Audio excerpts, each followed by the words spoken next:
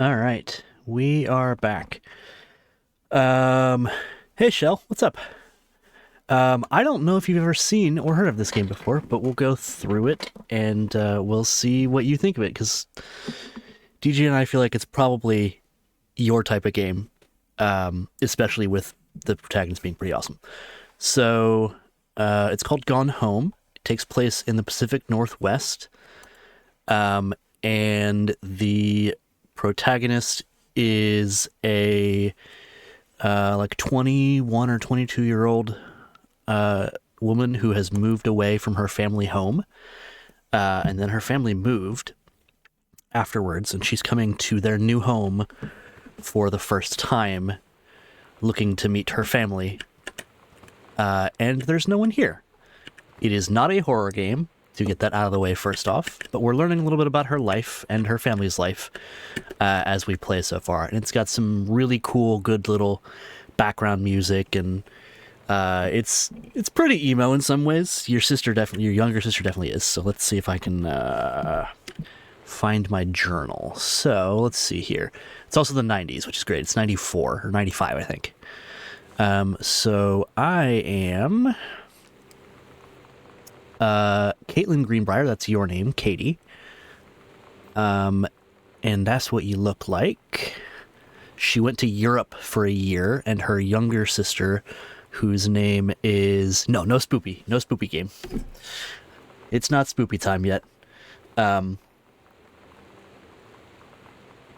Let's see, what's your sister's name? I am forgetting my sister's name already. Wow, that's great.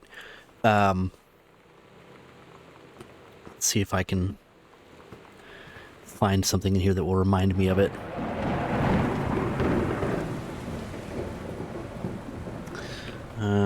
Map.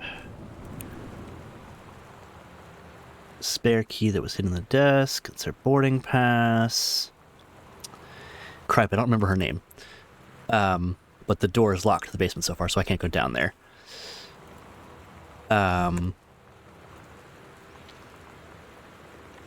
Yep, that's not what I wanted.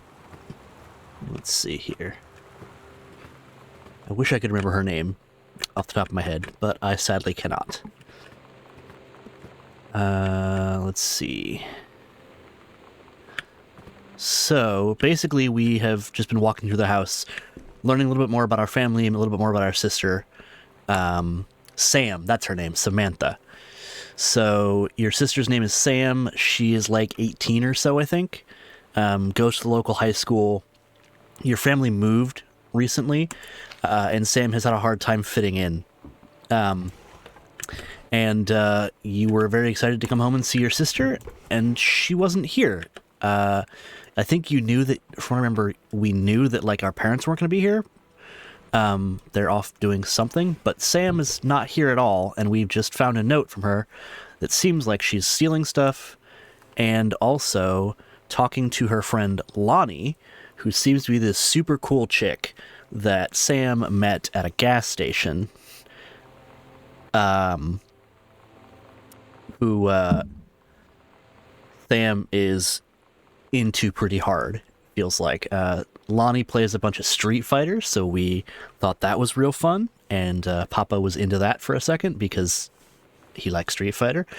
But the angsty teenage love of this game, not his favorite, so we made lots of fun of him last time for that. But yeah, so you live at this house, which used to be your great uncle's, who had a weird reputation in town.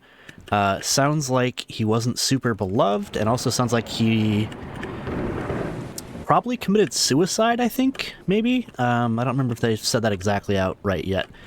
Your mom is a forest ranger, and your dad is an author of, like, JFK historical fiction, basically. The first book sold okay, the second book didn't sell as great, and the third book, well, it didn't really sell at all. So your dad's kind of a failed author, but he keeps trying, and, you know, good for Dad. Let me see, I know that there's a picture of Lonnie somewhere, if I can find it. Let me see if I can find where that was, because that would be a good thing to show. I think it's over here in this. Yeah, it's in here. Yeah, here's Lonnie. So this is Lonnie, the girl that your sister has a crush on, and clearly doesn't want your parents to seem to know about it.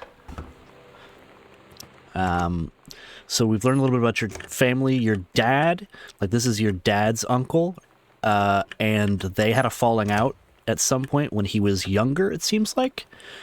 And even though your great uncle left you this whole place, your dad was not a fan of him and didn't want to come back here really. So we recently opened up this drawer, found the info, and here's the will in here.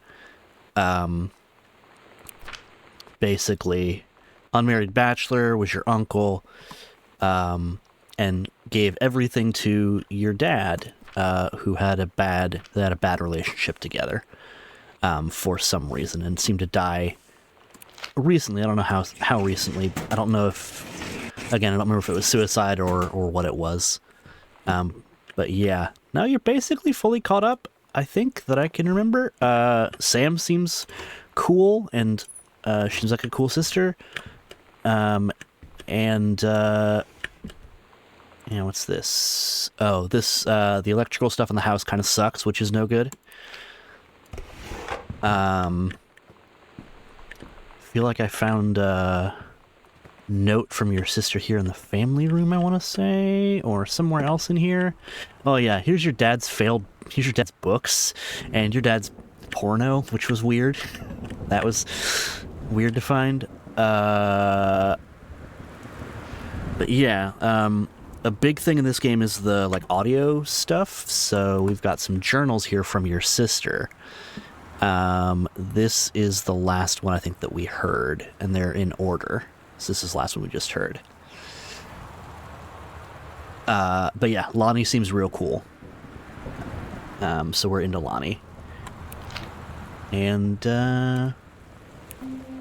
yeah. So you know what they say about the best laid plans of mice and men? Yeah, turns out it applies to Street Fighter too. At least I worked up the courage to walk into the 7-Eleven and ask for a turn, but all that practice at home did not exactly translate in the wild. So after I was finished getting my butt kicked, I followed them outside while they smoked. And that was when she asked me if I was that psycho house girl. Mm. But then she said she's always really wanted to see the psycho house. Her name is Lonnie. She's coming over tomorrow. Yeah, that's where we are. I've gone through a couple rooms and found some interesting stuff. Yeah, I don't remember what I found most recently about my sister, but basically, I mean, it was that. It was like stuff is missing from the house. She's clearly ran away, seemingly. So here's our family. So here's Dad, Mom, you, and Sam. My best guess, based on what it is that we've seen so far, is that I think, based on like Dad's writing and everything, I think Dad might maybe be in the opening stages of like Alzheimer's, possibly, is my worry about Dad, because his writing has clearly gotten worse, and he started to write a lot more. Like, he also writes like articles for like an audio, like, lovers magazine to like rate stereos and stuff, because, you know, 90s. It sounds like those articles started off okay, and they've gotten a lot worse recently. Dad's starting to write a lot more about like his life and his childhood and weird stuff there. And so he kind of got fired from that job, basically, and doesn't seem to have a job really right now. So my worry is that either Dad's like realizing his life is weird and bad, or realizing that it's sad, or that he's starting to lose his grip on reality, and that has started to kind of come through a little bit in the game. I hope that's not the case, but this feels like a sad game to me. So, yeah, here's the note that was from Sam. Katie, I'm sorry I can't be there to see you, but it's impossible. Please, please don't go digging around trying to find out where I am. I don't want anyone to know. We'll see each other again someday. Don't be worried. I love you. So we walked up the front drive to the house with our stuff, and we're immediately greeted with that note. And then I started walking around the house, and it's been a doozy so far. So we've gone and basically explored everything to the left. That's a cool skull. Sweet. Hecho en Mexico. That's cool. All right. Pick up this old track trophy. Okay, so you ran track. First place long jump. All right. Good for you, girl. First place 100-meter relay. All right. Okay, so interesting that there's a bunch of stuff from you, but nothing from your sister so far. What's this book? Oh, well, the Bible. Yeah, it makes sense. Clearly picked up and read a bit.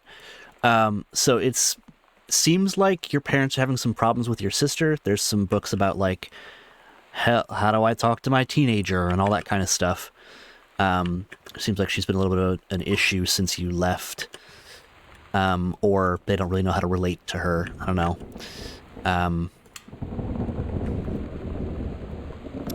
Not sure if it's more mom who's reading those books or dad or what it is. But we'll see. Oh, what do we got here? Dear Jan, it's so good to hear from you again. All this new house business sounds like quite the adventure. Remember the little dorm room we shared freshman year?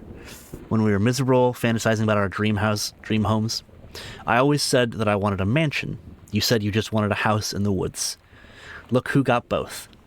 Somebody up there likes you. I sure could use some of that magic. Send me some lotto numbers, I'll play them, seriously. But I shouldn't be complaining about this good old split level we've had since Bob got transferred to Winnipeg. We just got new vinyl siding. Jealous yet? Let me know if you ever want to trade places. So how are the girls doing? Has Katie left on her big European adventure yet? Speaking of jealous, right back soon. I miss you, Rumi. So this must be from Mom's college roommate. That's cute that they still keep in touch and talk. I like that.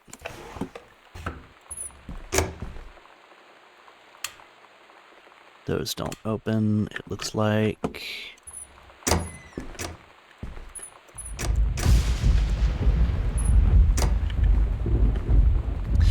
Let me see. Did I turn the music off, maybe? Because there's... Oh, no, it's on. All right. Yeah. It's just making sure that I didn't turn that off, because sometimes I do that when I'm testing stuff and forget to turn it back on. What do we got here? Locked door. Okay. So that's going to be... what? The... something. Doesn't say. Basement's locked. We've checked that. These are all closets here, so I guess we're going upstairs. That's what's next.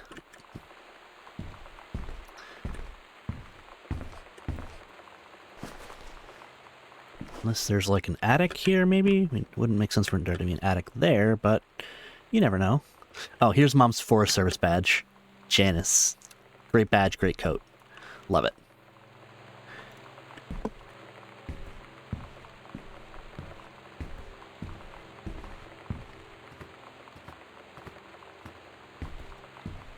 Alright, I don't think there's anything else here to look at. Oh, this is the note about your starting school, or your sister's first day of school.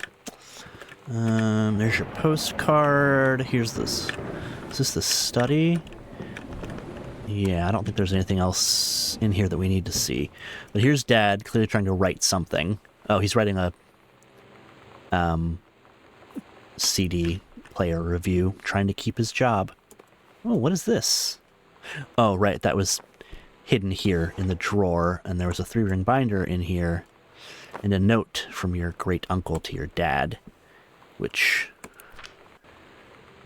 was really never opened. I mean, it was read, there's something missing in it, but basically Your great uncle wanted your dad to come back at some point. He's happy that he found love and blah, blah, blah, blah, blah. But it's sad that they lost touch.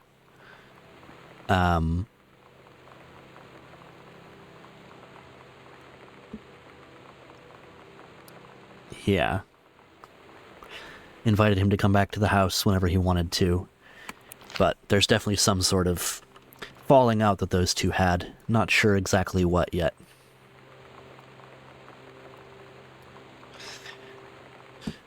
But I think it's time. Let's go upstairs and see what we got.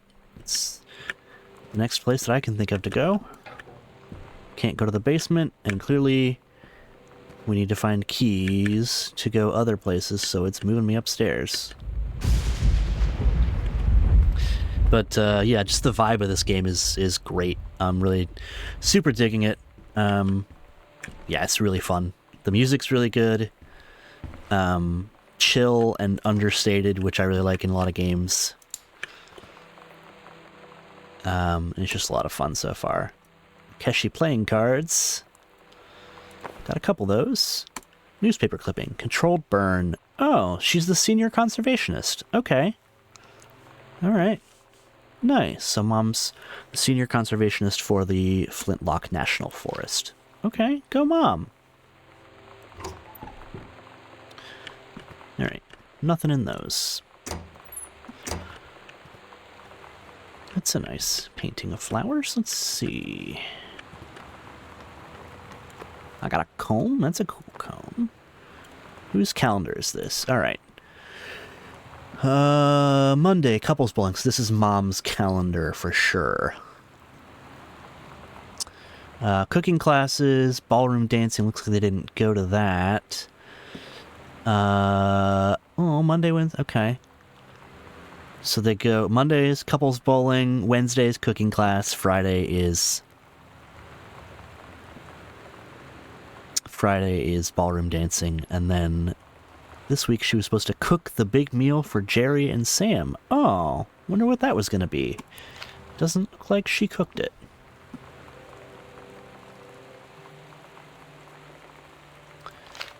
Notice of temporary personnel transfer. To aid in the upcoming prescribed burn operation, a ranger with expertise in the procedure being transferred to the station. Effective. Overseeing officer is charged with the supervision of transferred personnel. All right, so Mom got some people to be under her. Okay. To help with the burn. That's cool. Yeah, this vibe is awesome. It's really, really good. Super chill. Great, like, really good, oh, we got a sweet cassette tape. The Bratmobile Potty Mouth? Aw, for Sam. Okay. Love it. Alright, we're gonna need to find a tape deck to play that in. I'm gonna assume this is Sam's room. Oh. It's weird hanging out with girls. Daniel was around ever since I was little, and other girls? I don't know. But being around Lonnie is like instantly just right. I gave her the grand Psycho House tour and took my revenge on Super Nintendo. And it was like, I don't know. I finally found someone I feel normal around. I drove her home and she gave me this tape and said, "You have got to listen to this." I haven't stopped playing it since. Oh, this is going to be good. To whom it may concern, I, Samantha Greenbrier, am 17 years old, and am therefore an independent, fully functional human being. Yeah, that's how that works. The fact that you still forbid me from going into the city on my own is frankly absurd. Compare with Katie, who is only 3 years older than me, and yet you allowed her to go all the way across an ocean to another continent on her own? I just want to spend an evening in a normal, totally safe city on my own, like a human being. And since you may also remember that I have my own car now, you can't really stop me. Warmest regards, your daughter, Samantha.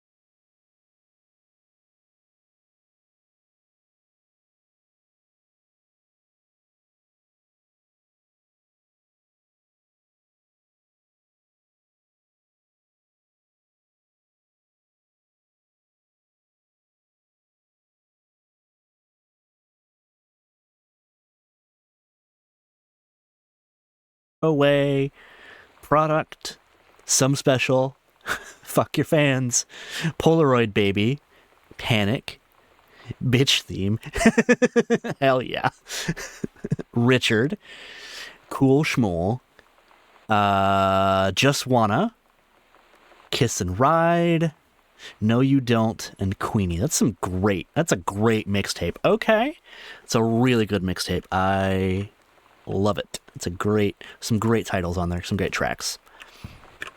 So then this is some Chun-Li moves, which, hell yeah.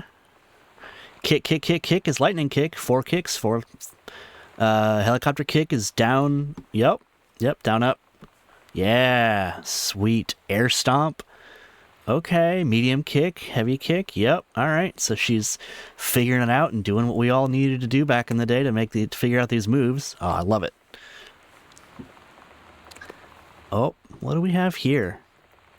Something that was clearly attempting to be a little hidden. Oh, it's a note to Lonnie. All right. Hi, Lonnie.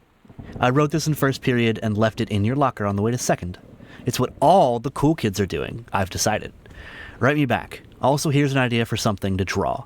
2 cats on a motorcycle. Heck yeah, dog. That's awesome. Hey, this is a good idea. What all the cool kids are actually doing is sending each other pages in their beepers. Wow. All right, beepers, dang. But we're cooler than them because guess what? They can't put this on a beeper. That is a great picture. There's a little bit of an alien in there. That's sick. Your drawing of cats was so good that I added a background to make it even better. Maybe I should just stick to writing, though. I like it. How do you know that they were about to be abducted by aliens? Or how did you know? I'm looking at Mr. Fish? Yeah, Mr. Fish. Right now. I feel like he would probably have lots of cats. Also, his secret shame is he watches 90210 religiously. Oh, man. I'll ask him about it after class. Nice. He said he doesn't have cats, and also that he's never watched 90210, but I could see in his eyes he was lying. It's awesome. I love it. That is very, very good. I am very much liking this budding relationship between these two. It seems pretty cool.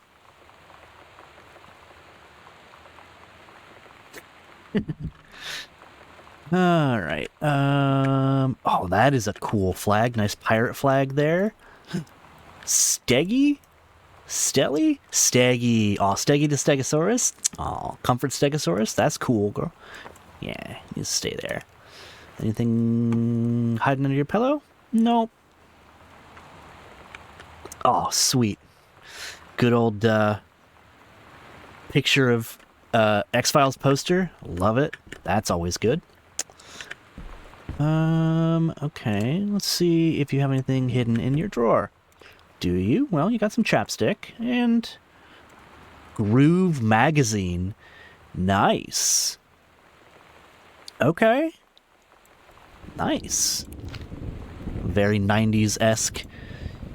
Oh, Kurt Cobain. Oh, it would have been 94. Yeah. Oh, dang. Wow. Yeah, it would have been 94. I was 3 when that happened. I don't remember that at all. And let's put your fork in there. Can we get it in there? No. Oh, just a plain mug? That's disappointing. Sam's a little bit messy. Not super messy, but a little tiny bit. Not the most clean person. Oh, she's got a lot of nice old books. All right, so she's got, let's see here. Good taste. Whether she's read these or not, I don't know. Frankenstein, my favorite book of all time. Phenomenal book. Metamorphosis by Kafka. Ooh. The Secret Pimperel. Nice. War of the Worlds, also phenomenal. Master of the Ballantine. Ooh. Call of the Wild, Treasure Island, The Virginian by Oscar. I don't know The Virginian. Selected novels and poems by Poe. Okay. Jungle Book. Ben-Hur. Tom Sawyer. Twist and Emma. All right. She's got good taste. What is an emery board? That's what that's called? I thought that was just a nail. I never have heard it called an emery board. I've always just heard it called a nail file. I didn't know it had a different name. Huh. Creative writing. Oh, okay. Creative writing pre-95 scholars program at Reed. Reed sounds like either a Pacific Northwest school or a New England school.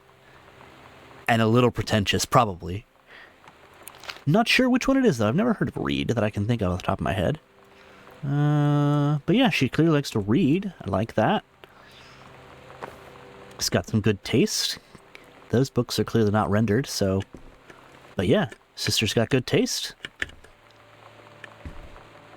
Ooh, what's this button? Misfits? Oh, that's so good. The Misfits. Perfect. That is such a high school girl band name.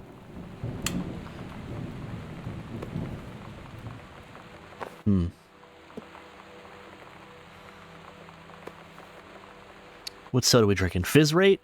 Some ginger ale? Nice. All right. You know, you could have better soda, but I guess I'll allow ginger ale. A little hairbrush, a little comb. Some swatches for color. Trying to figure out what kind of color she wants to paint things, I assume. Ooh, the Pacific Institute of Art. That is beautiful. Wow. Millet. Okay. I'm into that.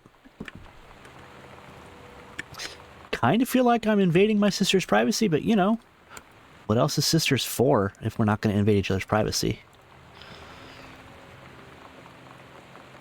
Oh, I'm going to stare at this thing. Oh, cool magic eye puzzle. It makes it look like it changes. I love these things. All right. Ooh.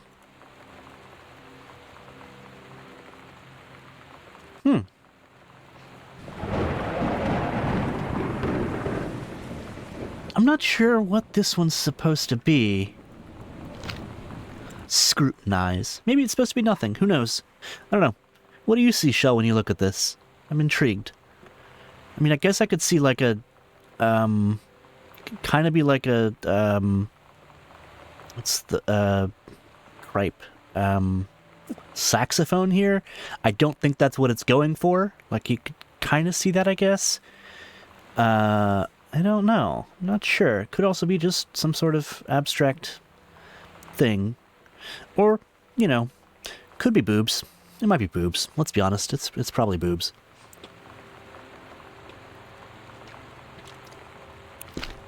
All right. Does she have anything else interesting in this?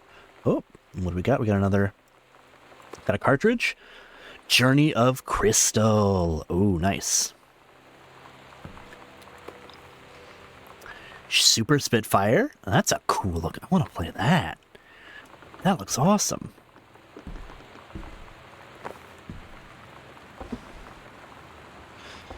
Anything else in here?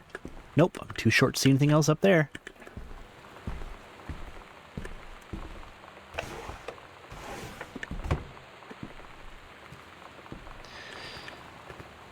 Anything under the plate?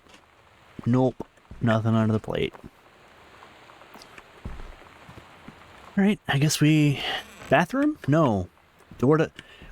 What? She's got a... That's cool. She's got a corner door that way. I want that. That's sick.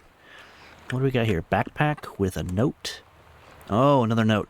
Do you want to see Pulp Fiction after school at the Coliseum? Came out last weekend and Todd won't shut up about it. So yes, let's go.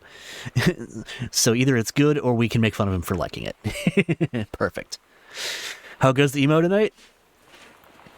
Bring it in. Yeah, I'll bring it in. Let's see. We just got to Sam's room. So I am thinking that she clearly ran off with Lonnie is my guess. I'm intrigued why your parents aren't here. I don't remember if that's because they like said they're not going to be here. But I can't remember. If they didn't, I'm starting to wonder if maybe they went out on a drive to try, like they're not here because they're trying to find your sister. They're out driving to try and find her. Maybe, I don't know. That would maybe make sense. We didn't see a car for them. I mean, granted, we didn't look in the like we didn't actually check the driveway or anything, but yeah, I'm starting to really like this, like dig this relationship between the two of them. We heard some sweet girl emo punk by a band called it's not the Misfits, but that's another sweet band name, which I'm into. I'm gonna read this and then go back and see where the other door in Sam's room goes, because I want to check out her room fully before I move on to somewhere else in the house. But they're talking about Pulp Fiction. Mom's supposed to cook dinner for us tonight for a change. Wow. But I can just ditch out on probably. Oh no. Oh, that's not great. So this is clearly this Friday that we're going to go see this is the night that Mom had been planning the special dinner for. So Mom's been looking forward to it for weeks, and Sam probably doesn't know that and is just going to ditch. Or tell her at the last minute and go do something else. And that's going to be really hard for Mom. She's not going to like that, and it's probably going to make her either angry or sad or both. And we haven't really dug into Mom much, so we don't know how she deals with her emotions. But as a former teenager, and as someone who was inconsiderate to my own mother for a number of years, unfortunately, because I was young and stupid, I did things like this where I didn't realize that she wanted to hang out with me and cook dinner and do things like that, and I just left, and she didn't like that until my dad sat me down once and said, "Hey, you're back home for a holiday. Your mom wants to see you. Stop leaving every night." And I said, "Oh, well, thank you, Dad." Yeah, it brings you into so many little deals. Yeah, it's so good. Yeah, Pulp Fiction is pretty hardcore. That is for sure, Lonnie. I guess when Uma Thurman gets stabbed in the heart with a heroin needle, yeah, that's well, it's not a heroin needle. It's an amp of adrenaline, but it's still a giant needle. Something about cheeseburgers is important. Yeah, a Royale with cheese. That is very true. Let's see it again. All right, don't barf. They're gonna go see it. Heck yeah. Love it. All right, let's go back in the room and see what we got. So I'm loving all the... I haven't... Combo lock. Ooh, I don't know what the lock is yet. Or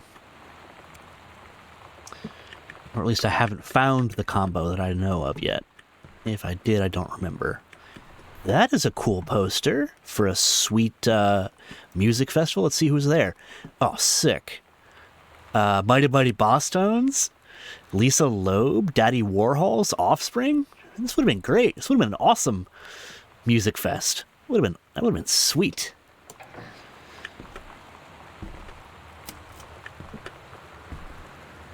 Board game. What do we got? Got your nup. Oh yes, an old school like phone dating game. Oh man, those were all the rage back in the day. God, I forgot about those. That and the like mall game. I remember my sister had that and really liked it. Or I don't remember if she really liked it, but I remember having it and playing it. Oh, is this your sister's? Is she writing a book? Yeah, this is her book, right. Okay, so this is chapter 2 in the book. Captain Allegra, so this is The King's Labyrinth, chapter 2, Fraying Threads. Sweet. Captain Allegra, still in her flowing skirt and steady jerkin, descended the single shining thread into the lower cavern of the labyrinth. She and the first mate, on their own now, grew closer to their goal, the throne room of the dead immortal king of the island. The first mate slid down the line onto the stone floor. She swept chalky bone dust from the front of her canvas trousers and looked up at Allegra.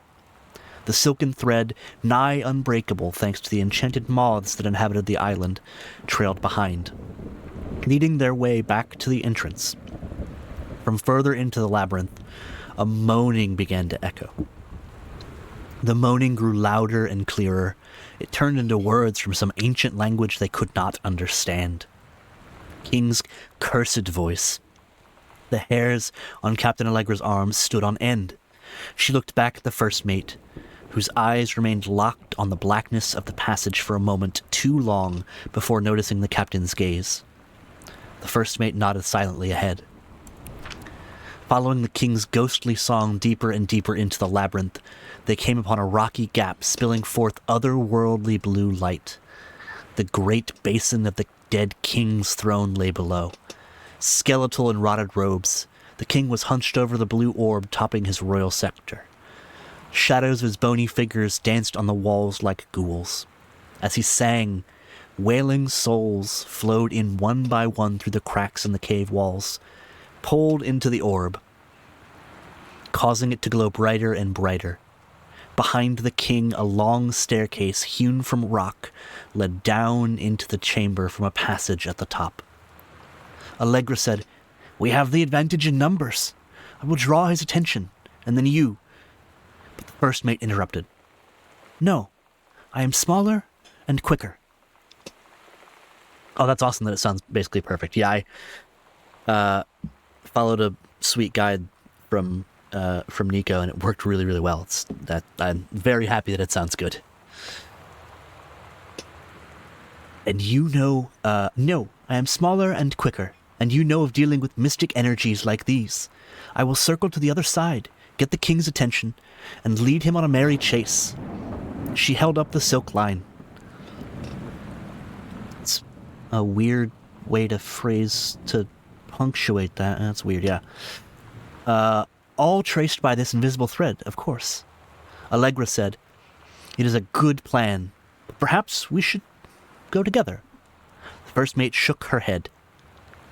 "You know this is our best chance. Don't be afraid for me." They grasped hands and exchanged 3 tight squeezes, their palms growing warm. The first mate tied the shining thread to the belt of her trousers, gave a quick salute and a wink, and dashed off. Allegra waited, staring vigilantly across at the top of the stairs where the first mate was to appear. The king continued his, "Wait, no, no." The singing stopped. The king turned and began walking up the stairs. Allegra wanted to call out, to do anything to stop the first mate from running headfirst into danger. She tried tugging on the line to signal her. No use. The king was nearly at the top of the stairs when the first mate burst through the passageway. She skidded to a stop. Even from across the yawning basin, Allegra could see the first mate's eyes grow wide. She turned and ran. Summoning his undead power, the king left the ground, levitating, gliding behind her with distressing speed. From some dank passage much too far away, Allegra heard the first mate's scream. She was already running towards the sound. The line in Allegra's hand went taut, then shuddered. It fell slack to the stone floor. As Allegra ran, she was gathering line, twisting it around her arm. She came to its end. The unbreakable thread dangled limply, its end shredded and frayed in her hand. She tossed it to the ground and ran.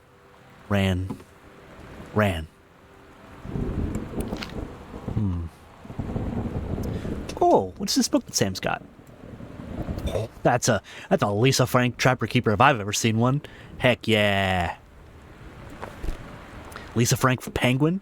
That's sick. Ooh. And Sam's got a little tiny Bible. Okay.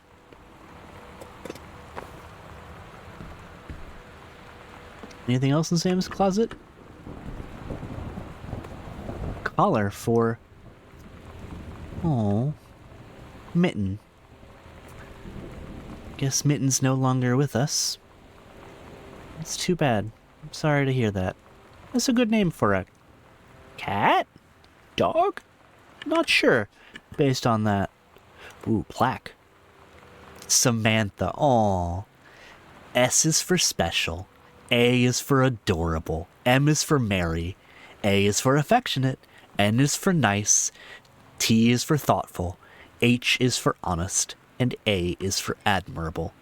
You know that's from a grandma. That's absolutely grandma work right there.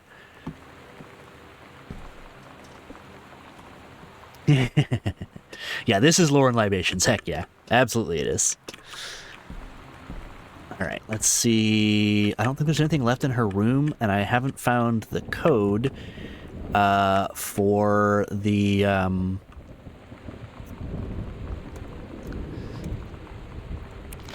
her locker yet that I'm aware of. Let me see. Do I have it maybe in my journal?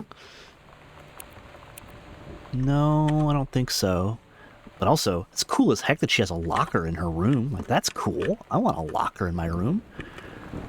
Ooh, I didn't see this. There's people talking, of course. Oh, party. I haven't had that much to drink, Jodie Foster. How many fingers am I holding up? You had better not have been reading my secret diary again. Oh, gotta find that secret diary. Here we go, Mitten. Have some pate. Okay, so Mitten was a cat, of course. Gross. Meow. Oh, all these cool actors. There's Jodie Foster and some other people that I clearly should know who they are off the top of my head. That's Julia Roberts, I think. I want to say, or Jennifer Garner. I don't remember which one it is. But this is the 90s. I don't remember which one is which. They all, not that they all look the same, because they don't. I'm just bad with faces of famous people. It's not good. Oh, but she does have a sweet dunk, door, basketball hoop. Those are always the best. Alright, let's see what we got here. Probably mom and dad's room here, I'm gonna bet. No, bathroom. Okay, well. Gotta turn that faucet on. Turn that light on. What do we got here? Anything interesting in the medicine cabinet? Nail polish. Nope. Lonnie rules. Oh, cool. So an old school, nice. An old school, not laminator, not marker, I don't remember what it's called when you label, an old school labeler. Wow, yeah, I haven't seen one of those, that style label in years. That's cool. Lonnie's clearly got the full tour. Oh, we got anything interesting in here? Cleansing products, toilet paper, a lot of tampons. So this is definitely your sister's room. Emery board. That's still something that I've never heard it called that. I've never heard it called an emery board. Yeah, I've never heard it called that. Feels a little weird. I guess that one's broken. Feels a little weird going through sister's bathroom, but, you know, whatever. Oh, that one's broken, so it doesn't go anywhere. Oh. Okay. Okay, what is this? Oh, alright. Oh, I got a little worried there. Okay. Red hair dye. Not blood. Good. Okay, so sister has dyed her hair red. Cool. Either to look cool. Oh, here we go. Got her hair dye over today. She said, I need to fix these roots. Think you could help? Dyeing hair is weirdly intimate. I don't know if I've touched someone else's scalp before. Yeah, I assume it would be. Right? It felt intimate. Hmm. We looked into the mirror together after, and I expected her to say something about how it looked crappy, or good, or whatever. But that's when she said, you're so beautiful.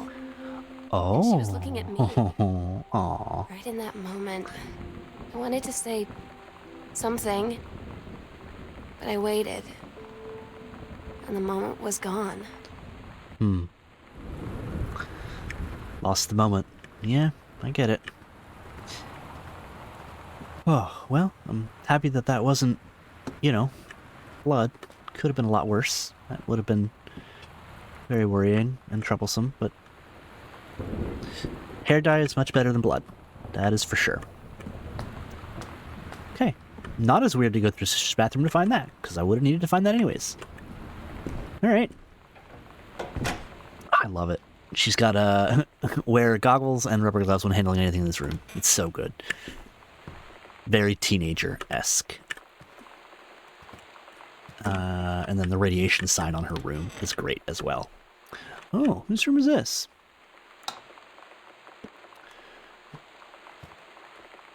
Oh. Oh dear.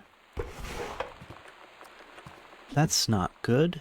These have all been kind of opened and tossed, clearly. JPEGs of clothes. More JPEGs of clothes. Oh, this is Mom and Dad's room. Yeah, well, condom there in Mom and Dad's room. That's... yeah, cool.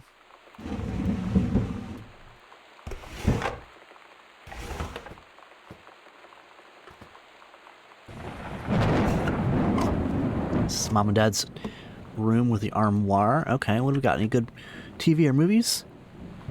Bridge on the River Kwai? Silence of the Lambs? Heck yeah. Mom and Dad have great taste. Dad has great taste. That's Dad's handwriting, clearly. Inside Edition, May 24th. So Mom likes Inside Edition. Sound of Music. Good choice, Mom.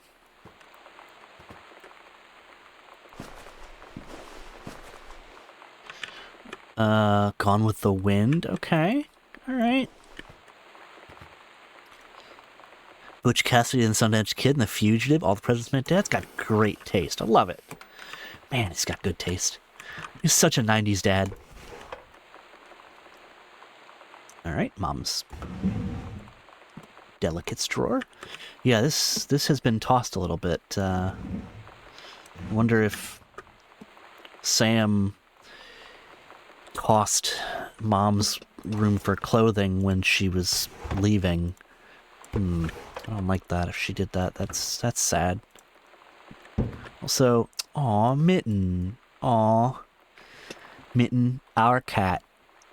Caitlin, age 5. Aw, you're drawing of Mitten when you were a little girl? Aw, that's super cute. Aw, that's really good.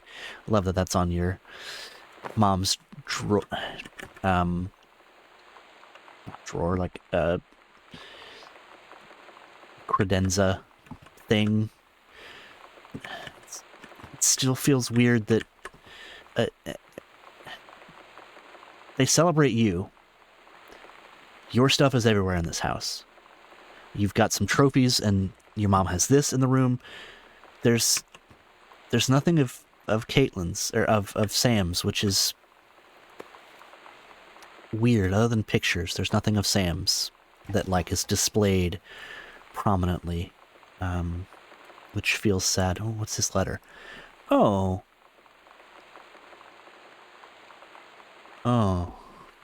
It's a letter from Jan, or to your mom, Jan, from Carol. Oh, honey, let me tell you, I understand how you feel. Bob and I have had our own down periods. It's become a bit of a way of life, actually. You get used to each other. You live your own lives in the same house. The kids grow up. They go away. I'm sorry. This isn't helping, is it? Don't worry. Terry will get over whatever's distracting him. Things will go back to normal. And as for Sam being distant, that's a teenager for you. Nothing to worry about. In the meantime, though, this controlled burn, that sounds like quite the adventure. But let's cut to the chase. This new ranger they sent, that's what I want to hear about. Ranger Rick? Oh my god, that's the ranger's name? Oh my god, that's great. Ranger Rick? Perfect. You've got to be kidding me. It's too perfect. You have to tell me everything. And send pictures. I want the whole package. Wait, that sounded wrong. Keep your chin up until Terry is out of his slump.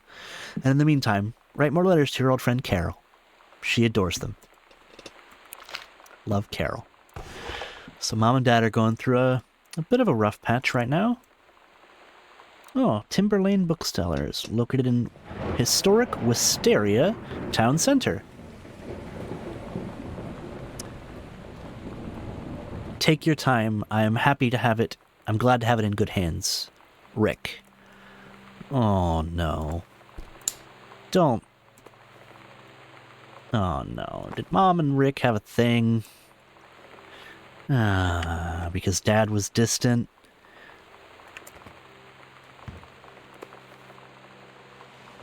Wow, that is an 80s, yeah.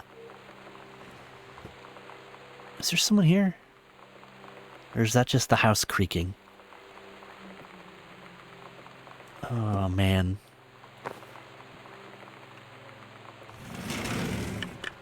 Alright. Let's go check Dad's bedside table before we go in the closet. I love all the snooping in this game. Mom's purse. Why is Mom's purse here and Mom not here? That's, I mean, unless Mom, you know, has multiple purses.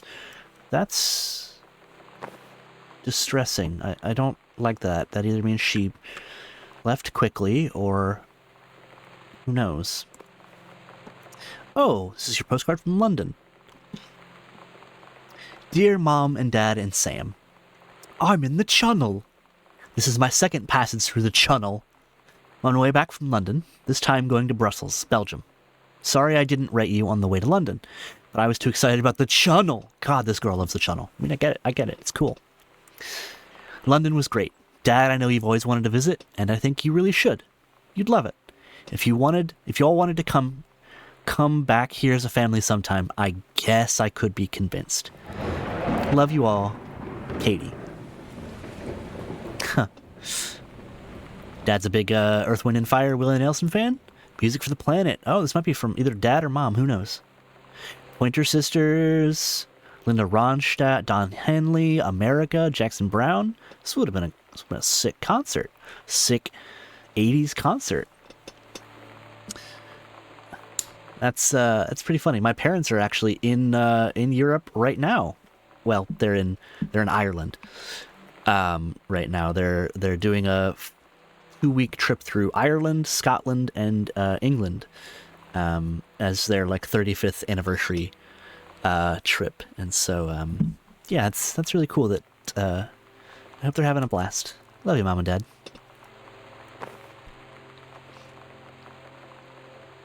Clothing under the bed?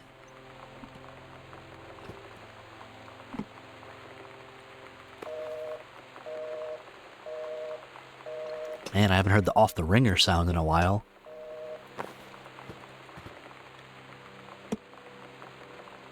Does that button just... Wow, man. Cordless phones. Got a Bible in the bedside table for Dad. Interesting. That's not what would have expected him to have there. Business card. Whose business card's this? Unknown Dimension Literature. Publisher. Kaz. Communication must become total and conscious before we can stop it. William Seward Burroughs.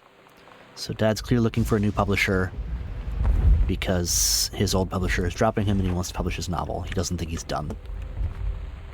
We'll see how that goes for Dad. But they're still living out of boxes. They haven't been here very long, I guess. Which is, yeah, I don't know exactly how long it's been since they moved in. Anything in the hamper? No, just Dad's underwear and socks, of course. That makes sense. Why did I think there'd be anything else in there? Alright, what do we got in here? Oh, a ghost game? Escape from Ghost Mansion. Ooh. A few of the shades you may encounter. The brother, the cowboy, and the widow as you escape from the Ghost Mansion. Ooh. It's your ghost host with the most.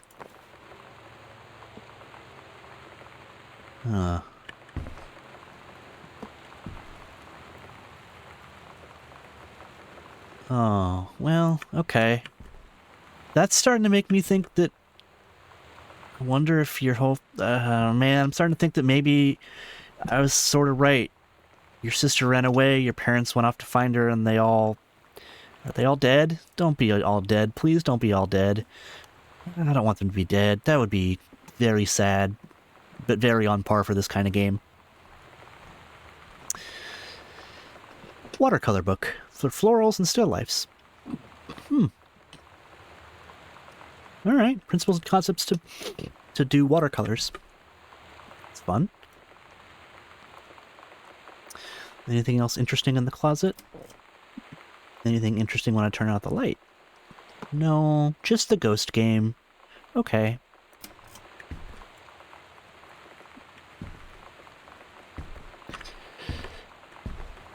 Alright, well, let's go into Mom and Dad's master bathroom. See if there's anything cool in here. Probably will be things that will scar Katie for life, maybe. So the toothpaste is here, so they clearly... Their toothbrushes, man, they're not on a trip. They're clearly not on a trip. Toothpaste, toothbrushes, it's all here. They didn't pack in a hurry. Sam threw... Oh, man, her mom's hairbrush is here. Why are your parents not here? Ugh.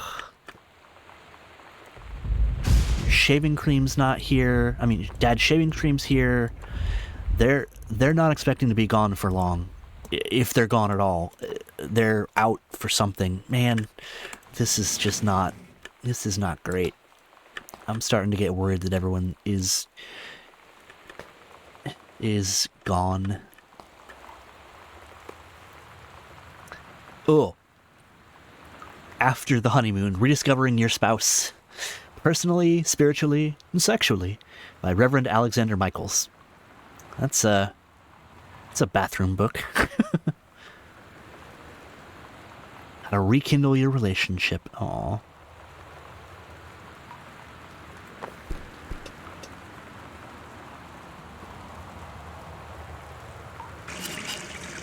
Turn on that faucet. Turn off that faucet. Okay. I bet your mom painted a bunch of these still lifes, which I like. That's cool. That's awesome, Mom.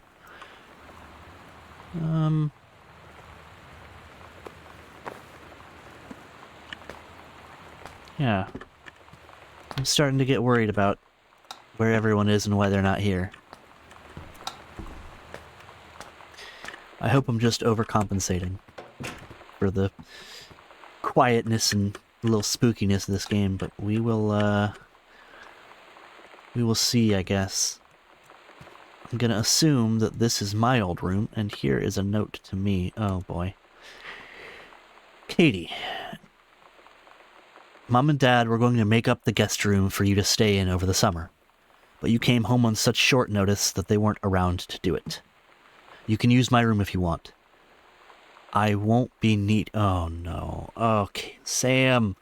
I won't be needing it anymore. Okay.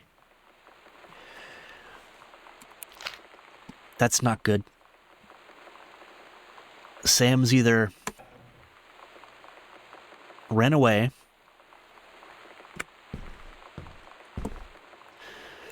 or done something equally as drastic and final. And I really hope it's not the second one. That would be a way to end this game for sure. Oh man. Composition book. This is my Ghost Hunter journal. As a Sam's Ghost Hunter journal. Sweet in this house. Sighting journal. August 31st, 1994, 1:19 a.m. A tall shadow in the upstairs hall. When I rounded the corner, no one was there. How tall was Uncle Oscar? Note, I was not wearing my glasses. September 3rd, 1944, 12:44 a.m. A faint voice coming from the bottom of the stairs. I said hello. Did not investigate. Probably was the furnace. September 9th, 1944, 4:11 p.m. Poured milk from carton in fridge. It was spoiled. Pretty sure I read that spirits can sour milk. Milk was just bought yesterday. Ooh, ghost milk. October 9th, 1944, 11:24 p.m. Lonnie says she feels a presence in the TV room. I suddenly begin to feel cold. We build a protective pillow fort. October 22nd, 1994, 11 p.m. to 12 a.m. Lonnie and I employ Ouija board as a medium. Disturbing messages are conveyed from the other side. Oscar is definitely here. Ooh boy. October 28th, 1994, 10 p.m. to October 29th, 4 a.m. Wow, that's some time. Enlisted Lonnie to stay up all night and help patrol premises, recording any signs of otherworldly presence. Lonnie reported many sightings, but all remain unconfirmed. Possible ectoplasm in the probably leaking roof. Yeah. Sample taken just in case. Despite our best efforts, we both fell asleep around 4 a.m. All in all, a successful night.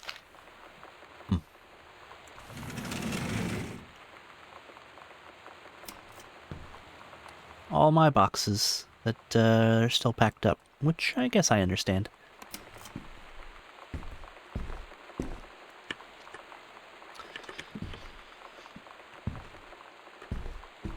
Anything else in this room? Just note. Oh, okay. Hey Sam, you were asking what my JROTC badges mean. Ribbons, technically. Here's a handy guide. Orienteering means the it means the army, I think. I can find my way around.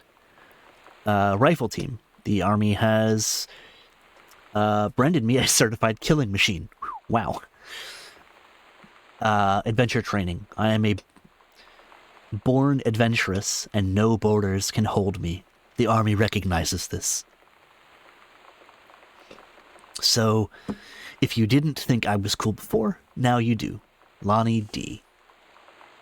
I like how she used color, the same color as her badges as well, which is, or her ribbons, which is cool.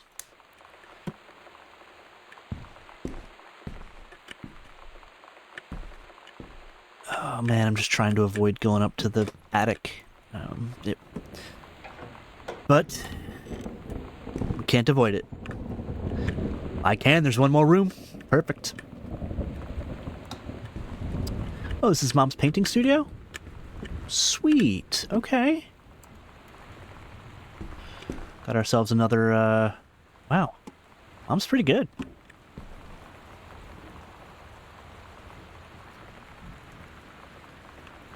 Richard Pattermock.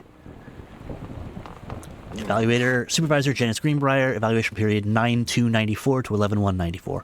Wow, he got all fives? Wow, Ranger Rick. I'm feeling the spooky a little bit. It's starting to get to me. The sounds of the house just beyond what I'm hearing. Yeah, it's starting to get there. Ranger Pattermock has been indispensable during the course of the prescribed burnout preparation and execution. I believe his expertise and dedication has been the deciding factor in the success of a very complex and challenging conservation effort. In the opinion of the Flintlock Forest staff, Rick's contributions to daily operations have become essential to the outfit's continual success. To this end, I will be formally submitting paperwork requesting his permanent reassignment to this facility. Signed, Janice Greenbrier. Mom. Interesting, Mom. Very, very interesting. Mom's got some books. What do we got? The Misfits. Heck yeah. The Halloween show. Love it. See you there. Stygian Lounge. Yes, that's so good. 10/29 at 9 p.m. 306 West Franklin, downtown Portland, I assume. Ooh. Sometimes you just have to lie to Mom and Dad. Like when Lonnie asked me to see a band with her and stay over at her friend's place in the city after. That's a lie to Mom and Dad situation. But it was so worth it. The girls on stage were just so loud and real and awesome. And everybody was moving together like one huge tide of sound. Between two songs, Lonnie leaned over and said, "How do you like your first show?"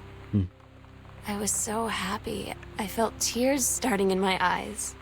And then she up and hugged me. Oh. I think she could tell. Yeah? You think? Lie to Mom and Dad situation, eh?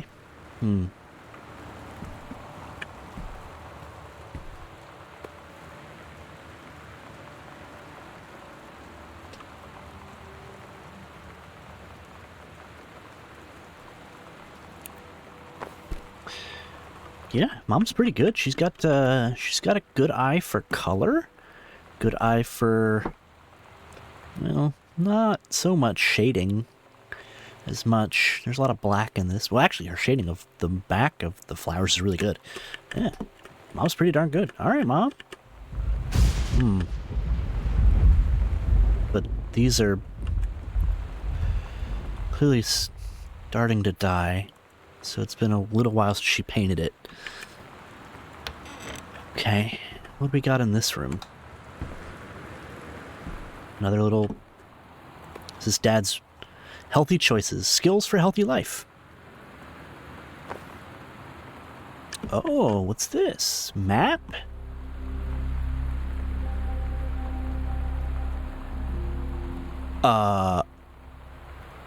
Lonnie. Holy crap, I was in the library and noticed something in the corner and found a secret passage and it had Oscar's creepy stuff in it. I'm sorry, what? Okay, so there's a secret passage to get... Okay. Oh my god, we've got to see this. We're skipping 6th. Mom and Dad's room, bathroom, closet. So the secret passage is in the closet to the library. Okay. Secret passage marked on map. Oh, it goes downstairs. That's cool. Okay. All right, let's go check out, we're going to check this secret passage out for sure and see what creepy stuff Uncle had. Secret passages, I love it. Heck yeah. What's in the armoire? Ooh. A drawing of Captain Allegra and the First Mate? Oh my gosh, that Lonnie did? So they could both be... Oh, this is sweet. That is awesome. I am basically the game master right now. Yeah. Oh, this is so good. Oh my gosh. Ugh. I love that she did that. That is cool. Well, that doesn't open. Interesting. But that lid moves. What book do we have? Whoa! Oh, Mom! Tonight's libation is some white wine, and then once I finish this, I've got some gin as well, some gunpowder Irish gin. Saved her from the raging flames. And then things really heated up. Sexy lumberjack, wildfire... Mom, oh boy. Opal LaRue is one of the most distinctive writers in our genre. A tour de force. Wildfire is a uniquely beautiful display of LaRue's talent. Mom. All right, Janice. Oh, I got another cassette tape. Heavens to Betsy. Calculated. There's no tape in here though. Oh, sweet. Another thing for Sam. All right. So Calculated is the name of the album. So the songs we've got are Nothing Can Stop. I'm gonna assume this says me. Decide. Stay Away. Calculated. Waitress Hell. Intermission 24/7. Axemen. Donating My Body to Science, and Terrorist. That's some really good titles of songs. I'm especially a big fan of Donating My Body to Science. That's a really good title of a song. Oh, is that it? Yup, that's gonna be Heavens to Betsy. Sweet. Alright. Where is the tape player? I know it's in this room. There it is. All right, let's listen to some Heavens to Betsy. What do we got? Oh. That's great.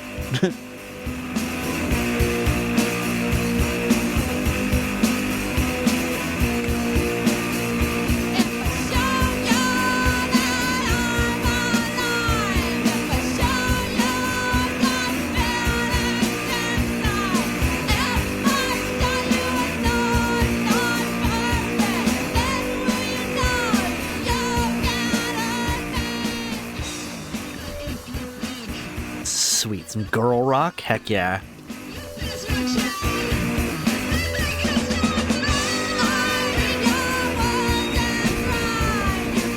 I know, right? This music is super Nico. Where the heck is Nico? Like, he needs to be here for this.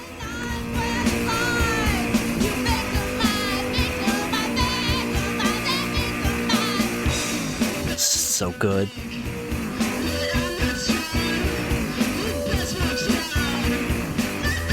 Oh man, that just listen to that distortion. Yes.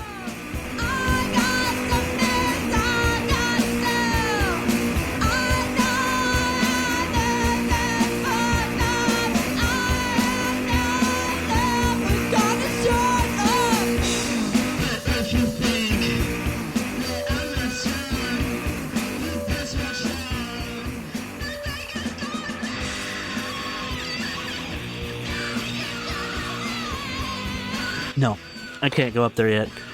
Oh, it's super sex bomb. Yeah, agreed. Very like raw, emotional.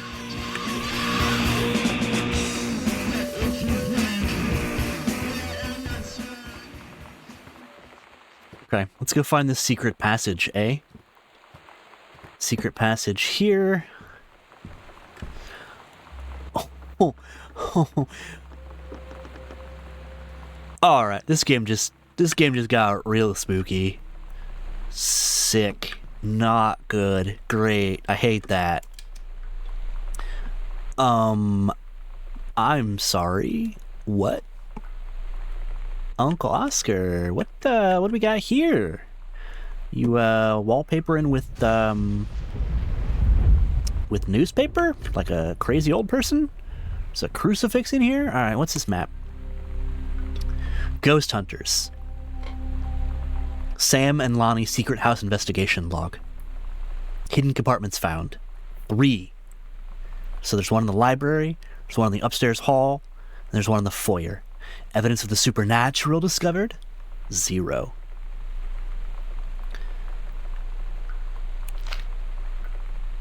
Alright, so we're gonna have to go look through some sweet hidden compartments for stuff. So there's one in the library, one across the hall from Sam's room, and then one in the foyer. Okay, alright.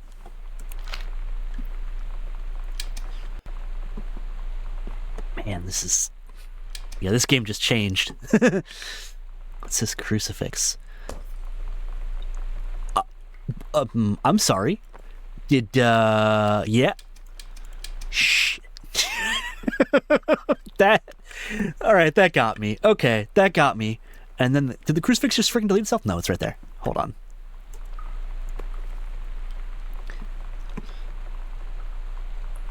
For God so loved the world that he gave his only son. Okay, so, to be pedantic, this is not actually a crucifix. A crucifix must have the crucified Christ actually on it to be a crucifix.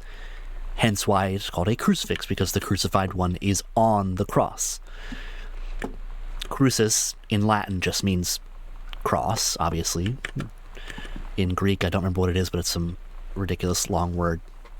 It's close to crucis, I want to say. I mean, but Latin is what it is. So technically it's not a crucifix, it is just a...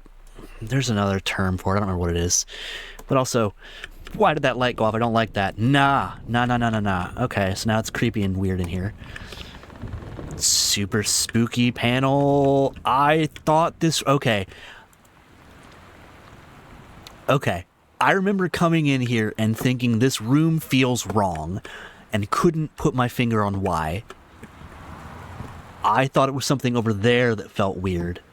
But now that I look at it, clearly this makes sense as to be a place for a hidden panel, because the room, like the door, there's space that is missing here. But it's hidden really well. Wow, it's really well hidden. Okay.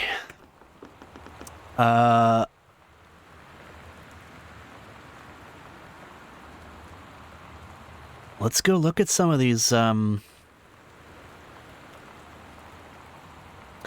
of these hidden places. So there's what? There's one there, one in Dad's office, and one there. So there's a hidden room there, clearly.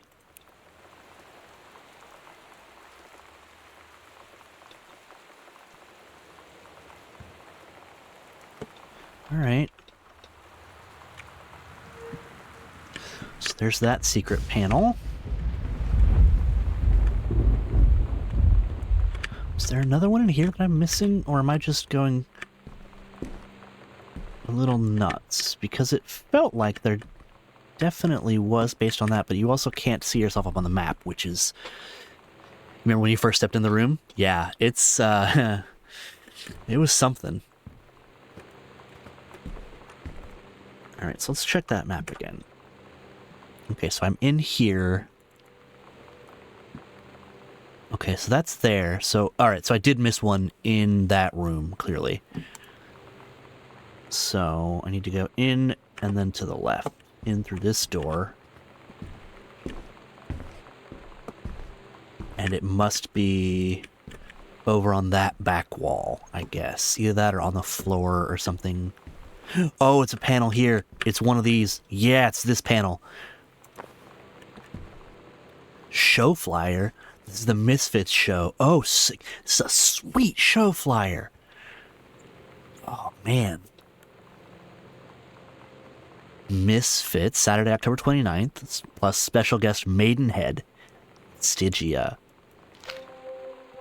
Oh. At Todd's brother's place after the show, there was only a futon to sleep on, so Lonnie and I shared it. The lights went out. I was turned toward her. My eyes started to adjust, and then I could see she was looking at me, too. In the dark, she smiled. My heart was beating so fast. I rolled over. I felt so, I don't know, nervous. After a minute, she put her arm around me and was so close and whispered in my ear, "I really like you." I just nodded my head, and I really hope she could tell. I really hope that she meant what I think she did.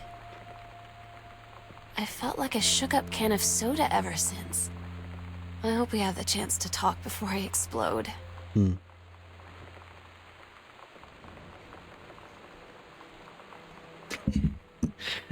Nico said he was going to watch some X-Men, so maybe ping him in Discord. He said he was going to drop by later if he could, I think is what he said. But yeah, he's definitely missing this. But there's always content for him later. Okay, let's go look at some of these other hidden panels. Because, heck yeah. There should be one over here, I want to say. This one, yep. Is there anything on the back like there was on that one? No sticker this time. What do we got? Oh, got combo scraps.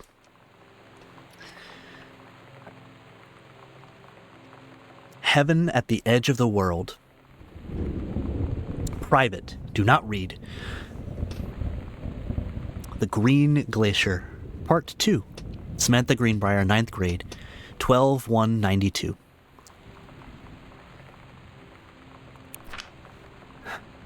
Allegra and her scouting party peered down wearily through the dense canopy of rustling leaves from their perch high in the forest's branches.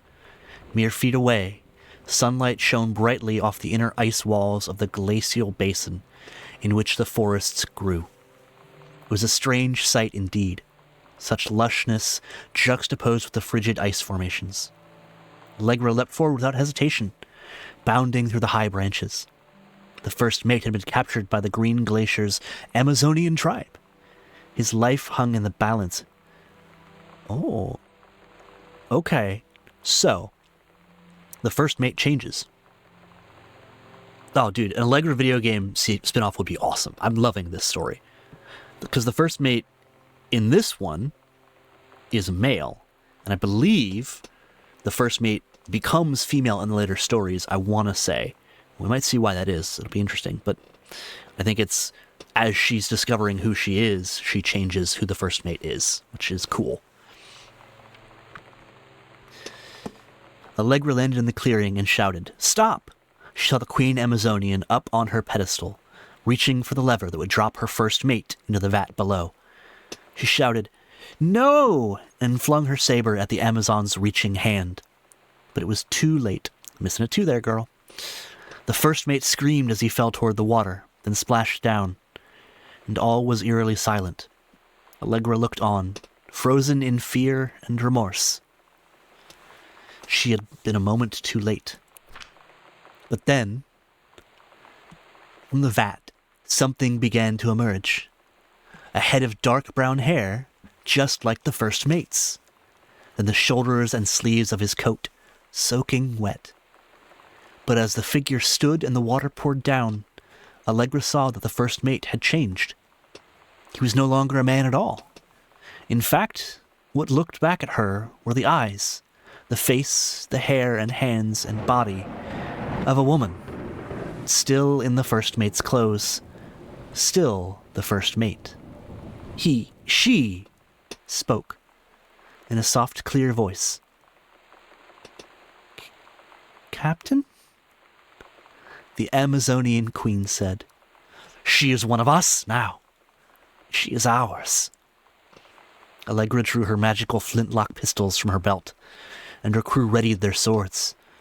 Allegra glared into the queen's eyes and said, That's the love of my life, and you can't have her. Oh. Okay, so 51 is the last scrap of her number. Half of Sam's locker combo. Okay, so Sam is starting to figure out her sexuality in 9th grade, I guess. And I think she's in, 11th grade in this story, I want to say? Clearly a coming-age story of Sam, which is awesome.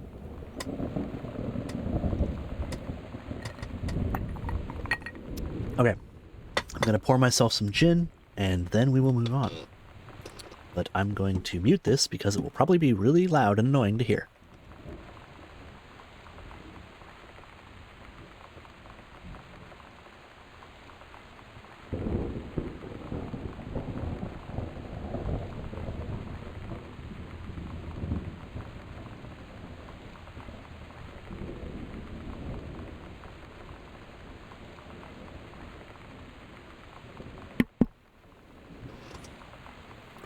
Oh, Perks of Being a Wallflower? Oh, yeah, I'm absolutely getting Perks of Being a Wallflower vibes from this. 100%.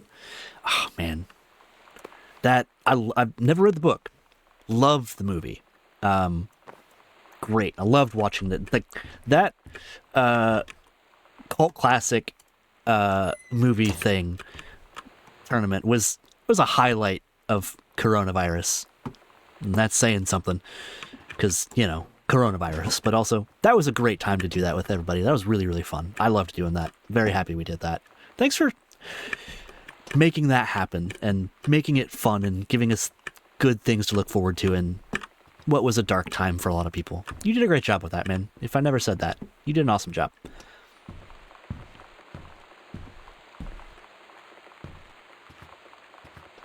It's one of your favorite books? That's awesome. Oh, man.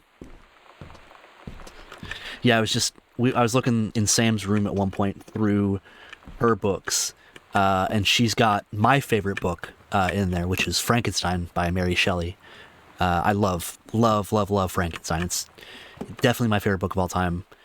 I remember reading it in 10th grade, or going into 10th grade for English class, in my parents' basement, during a storm, and just devouring it all in one sitting. I love it so much. It's just, it's so good. All right, where's this other panel? It's gotta be, maybe it's at the other, it's over here at the other door. Yeah, here it is. Loose panel 3. Oh, here's the Ouija board.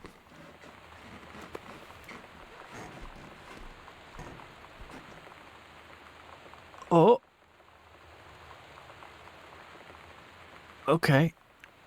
Who's walking in this creepy house? We got 2 Frankenstein movies coming out? Heck yeah. They're probably not going to be good, but heck yeah anyways. I love it. Young Frankenstein, top tier film as well. So good. Oh shit! Oscar wants to come back? No, no, no, no, no, no, no, no, no. Not a Ouija board fan. No, sirree, Bob. Oh, okay. 0, 50, 1. That's the combo to Sam's locker. Let's see what Sam keeps in her locker. Man, this feels weird to...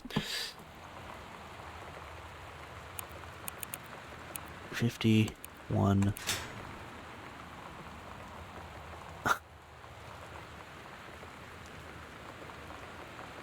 Cigarette pack. Key. Oh, Lonnie. That's after she dyed her hair. Oh, that's a great job. Lonnie came over today. Everything was different. She was sitting at my desk chair, and she wouldn't look at me. Finally, I asked her what was going on. No. She said she felt like she'd done something wrong that night in the city. Like I must think... But I said no. There was nothing wrong. I just wanted to say... But I couldn't find the words. I felt like I was gonna cry, but I wasn't sad. She got up and sat next to me on the bed. I looked at her. Lonnie, do you think you could ever... And that's when she kissed me. Oh, that went the other way that I thought it was going to. Okay. Nice. All right. Happy Sam. I like that. Basement key? Okay. Hold on. Mia Goth is bride. It's Del Toro? Okay, all right. Never mind. I'm back in. I'm fully back in. I'm super in. Lonnie and Jacob Elordi is the monster? Frick. Okay. All right, I'm totally in. I am fully back in. I'm gonna guess Sam stole both of those shirts and that Mom doesn't know anything about those. She smokes more Lays. Oh, God. Don't. Just be better. Oh! Gentleman Magazine, the magazine for men, with Gillian Anderson and Shannon Doherty, the great UFO cover-up. Well, I mean, I guess, for a young, budding lesbian, that would be about, that's what she's gonna have to look forward to is,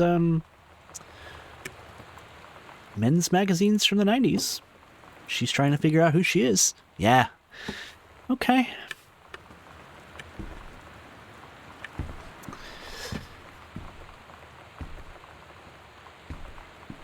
Go into the basement. The attic feels like it should be the last place I go. I might be wrong about that, but it feels like that's where I'll learn what happened to Sam and where her final secrets will be revealed.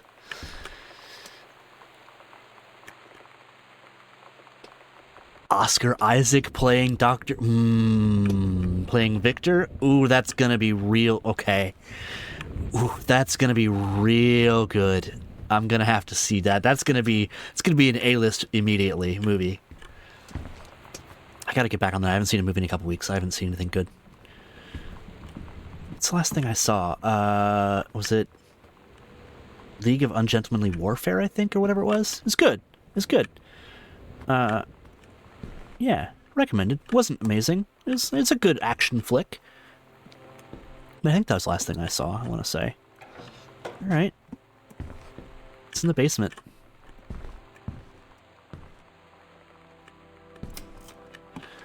I've got to be getting close. I feel like I'm about maybe 2/3, 3/4 of the way done-ish. Feels about right. If not a little bit further. Alright, what's in the... What do we got? Some potato chips. Earring binder with nothing in it. Dear Samantha, I would like to cordially thank you for having me to your abode for the Thanksgiving holiday with your lovely family. I enjoyed the flavorful potatoes, and also it was weird being around your parents for that long, but it was pretty funny how impossible it is for your dad not to be awkward for more than 30 seconds at a time. Very cordially yours, your close friend and confidant, Lonnie D. A fancy man, quite. Dear Ms. DeSoto, Lonnie DeSoto, okay. Allow me to take this opportunity to thank you in kind for being such a gracious host of the festivities at your father's estate, following the aforementioned meal with my parents. Your family's Thanksgiving feast was the more enjoyable of the two events, I must say. I especially appreciated the time I spent with your grandmother, who is a lovely woman with sterling taste and a refined air. Let's do it again, same time next year, shall we? Indeed. Madam Samantha Greenbrier, Esquire. More ginger ale.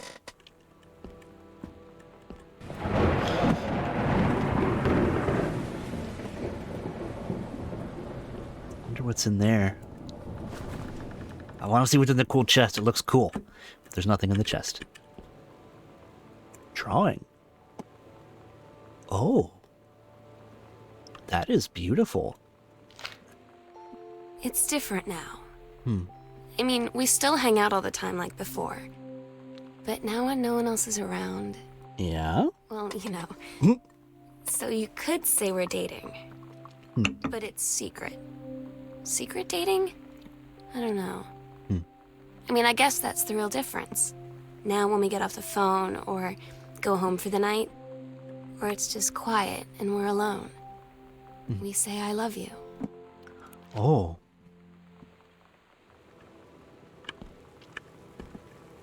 Wow.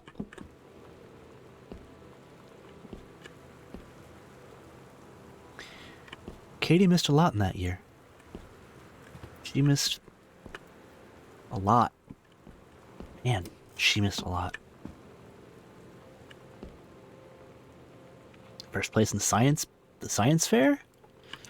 Here's a bunch of Katie stuff. One of my old sex ed assignments. Uh-oh. The reproductive system. The menstrual cycle. This is the same... This is the same exact worksheet that Sam had at one point.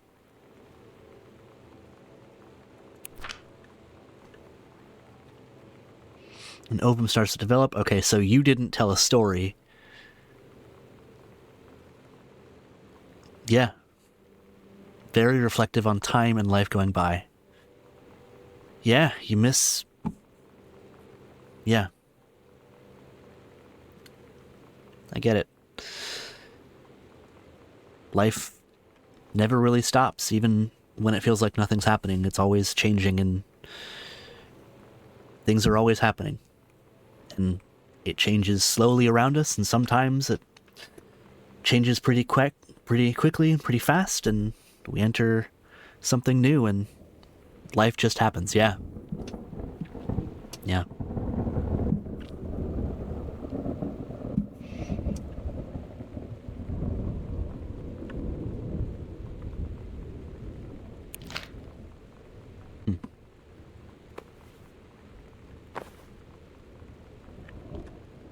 Plaque. What's this for?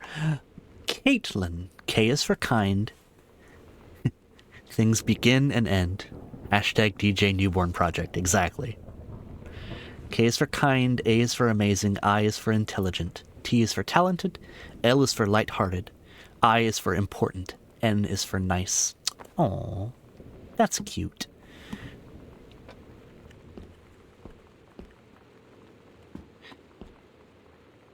Yeah. Yep.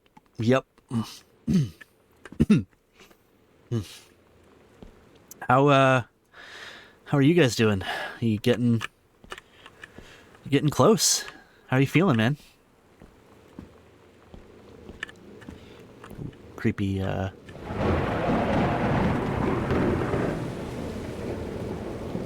Yeah, I think you're probably totally right. There's a sadness that Katie missed her sister becoming a new, different person, growing into who she is. Yeah, she didn't have her sister to talk with, didn't have someone to go through and ask these questions to. I mean, clearly your mom had no idea how to answer, like talk with her, figure out what's going on. I mean, with all the books that we've seen throughout the house of how do I, figure this out.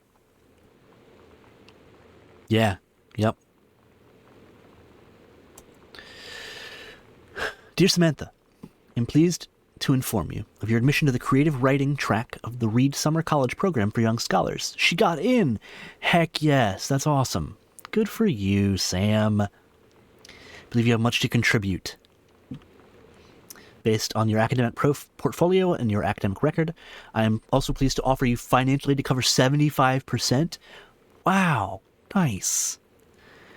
Attached documentation delineates your schedule, optional secondary track choices, and your dormitory assignment. Please remember to submit the attached form if you wish to be eligible for one of the 3 Reed full-time undergraduate scholarships to be awarded to exemplary students at the end of each summer program. Wow, that's awesome. I'm so stupid sometimes. I was telling Lonnie that I got into my college summer program thing, and I was all making plans like, you should come visit me, stay in my dorm room. But she said, Sam, I ship out on June 6th. I was like, ship out? To where? She said, to basic training. What did you think I was doing all that ROTC stuff for? I guess she's been planning to join the Army right after high school since she was like 12. And I guess she's really going to do it. So I was like, after graduation, I'm just never going to see you again? She said, let's just have fun while we can. Oh, God. Oh. One of Granddad's books.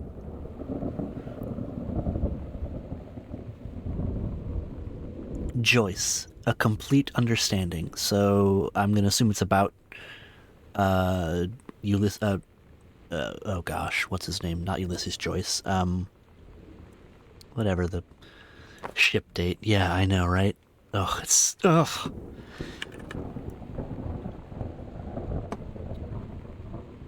Okay, so someone clearly had a very bad. I'm gonna assume dad did not like his own father. That is, it's a fair bit of rage there in that portrait, I assume. Rage, sadness, pain. Man, this... I mean, all families are messed up, but... weird. Living through this... seeing all of this stuff, how this family's messed up in this way, and just getting it slowly dripped out to you more and more is, it's a really cool way to tell a story, that's for sure.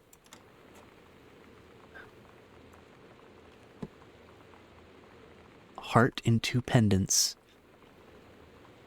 Customizable with up to 10 letters. L and S. She got her... Oh... like a French... like a heart... a 2 sides of the same heart necklace. Oy, heart pendant. L and S. Oh, I wonder how Lonnie's gonna react to that. Oh boy, because... I mean, this is the 90s. She's going into the army. Don't Ask, Don't Tell is in full effect. That she's an 18-year-old girl going into the army. Oh, that is not gonna be easy. Yeah. You're just learning everything. There's no NPCs. It's stuck on Dad's book.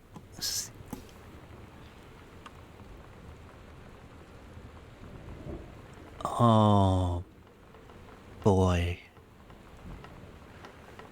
I just read that last line. Okay. This is Dad to Granddad on his first book. Dear Terrence, thank you for sending along a copy of your newly published book. An author's first published manuscript is a momentous occasion. I read it this afternoon. I certainly recognized my son in the subject matter. That is a line. Oh my God. An author's work is the externalization of that which he holds dear, and that which he fears. And in this respect, I believe your work was successful. Oy, Dad, wow, Grandpa, this sucks. but the lens through which the personal shone was needlessly clouded by genre cliches and implausible dime store science fantastical deus ex machina. Dei ex machina. Interesting. The great authors speak of their life's milieu in clear and honest tones, the lens crystal that reflects their thoughts without distortion. I congratulate you on surviving the great ordeal that is publication, and rest assured that readers of your chosen genre will lap up copies hungrily. But I urge you to shed artifice. You can do better. With a father's love and encouragement, Richard Greenbrier, Ph.D.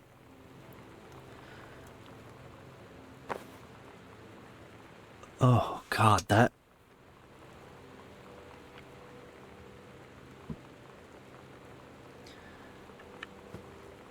That would be hard.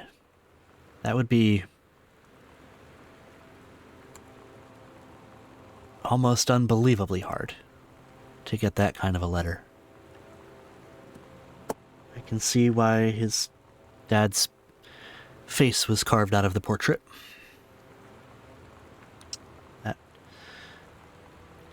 That makes sense.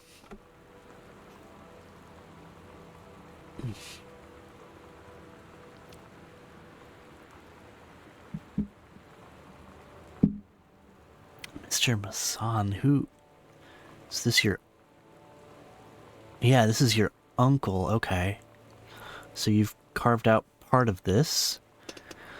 The cheeks of Goodfellow High School students were rosy today, as each and every last one stepped up to the newly christened soda fountain at Oscar Masson's pharmacy downtown. Following many months of renovations, including a brand new dispenser to mix fizzy water with any number of flavored syrups, and a glass-topped ice cream case from which to scoop. Scoop, scoop to the heart's delight. Mr. Masson, long a well-loved fixture of Main Street, looked overjoyed to welcome the throng of young people. The first suite served up to the something crowd was a chocolate sundae to Terry Greenbrier, age 8, favorite nephew of Mr. Masson. Huh.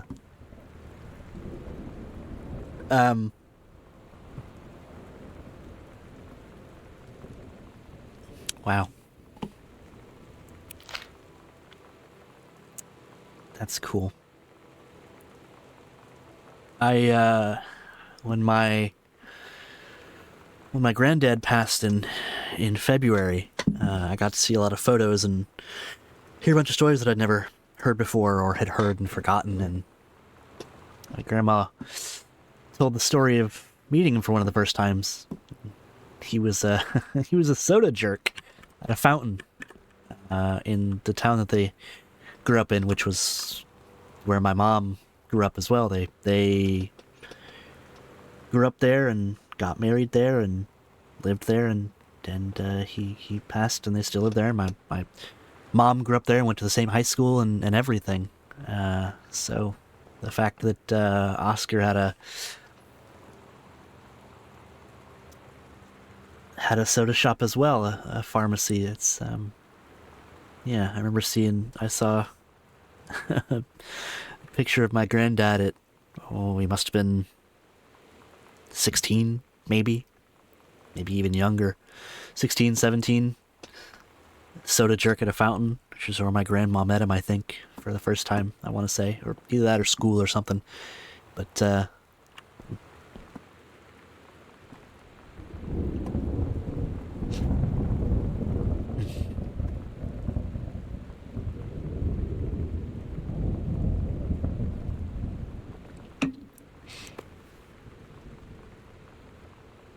what do we got in these binders? Anything?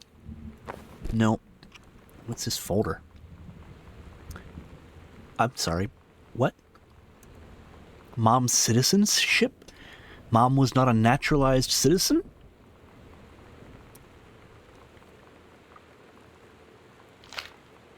Hold on. Okay, so Mom became a naturalized citizen frick is that sound? Ugh.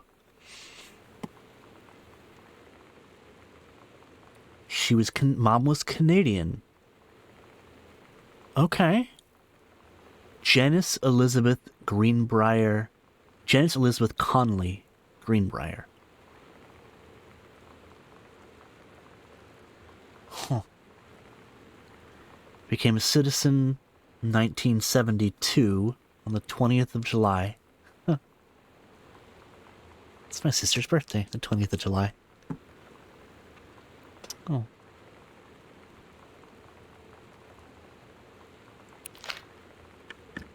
Wow. Okay, Mom. Good for you.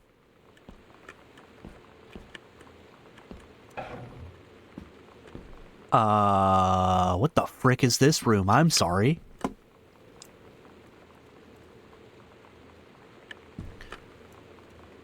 So we're gonna have some music in here. X-Ray Specs? Sick. It's a good name for a band. Letter. Yolanda de Soto. C.O. Hector and Maria de Soto. Oh.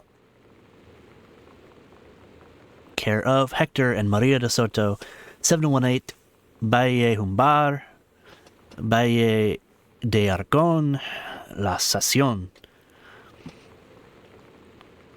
I'm not even going to attempt to say that word because I will screw it up.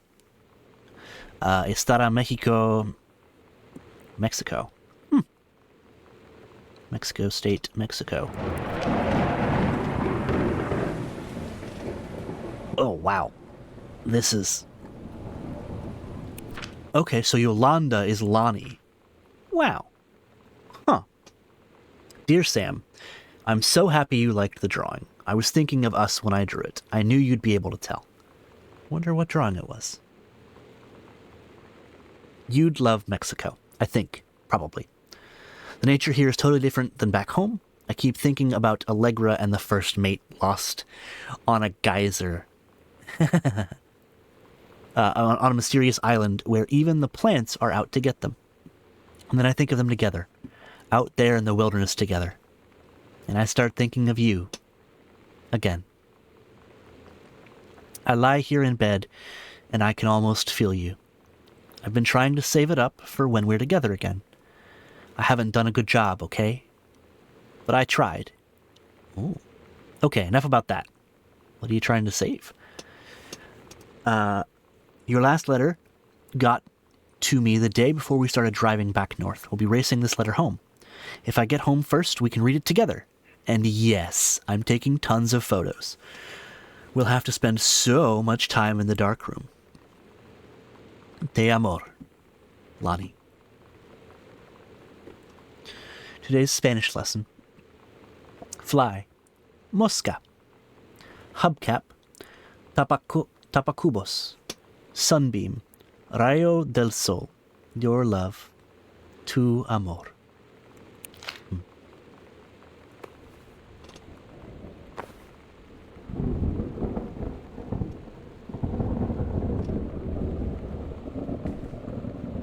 Girl Scout, the band formerly known as Cub Scout. Set list.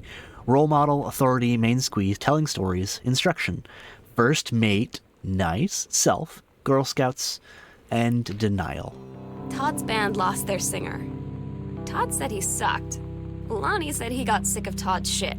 And he was complaining about needing a new singer. So Lonnie was like, I can sing. And they were all kind of like, you can?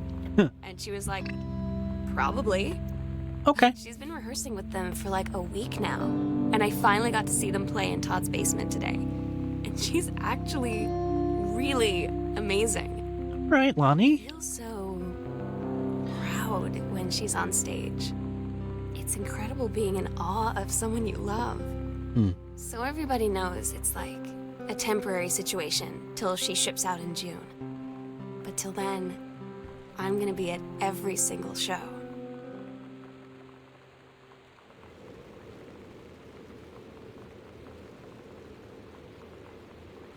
I'm sorry, there are servant bells in this house because it's such a large mansion? That's not Creepy doll. Girl Scout. Self. Okay. What do we got? Let's hear Lonnie.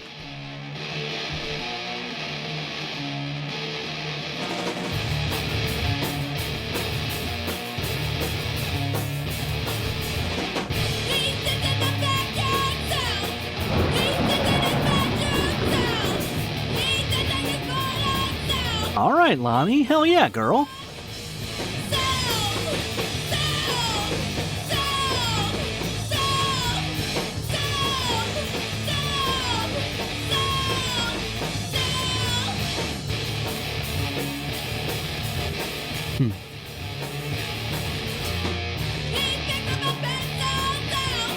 So she bought it.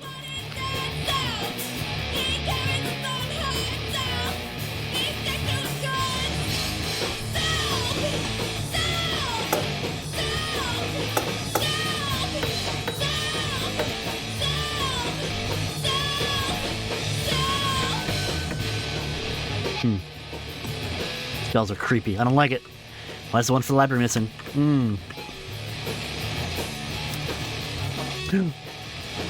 There's a whole house map. First floor plan.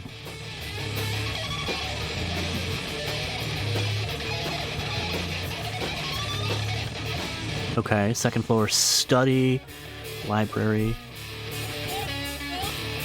Oh.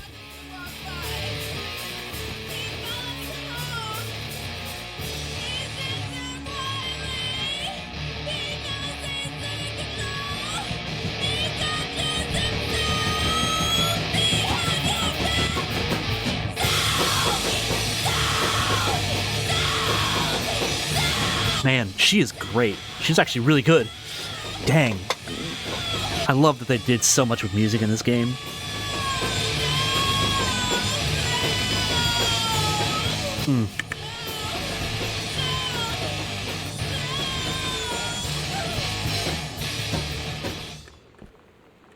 Hell yeah. That was awesome. Oh, I don't think I have the combination for this. Not that I'm aware of, do I have the combination for this? It says basement. No, I don't think so, so I probably gotta find it. Either that or it's upstairs, and I gotta remember which one of the combos I've used and which one I haven't.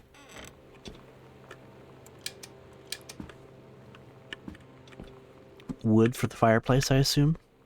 Toy.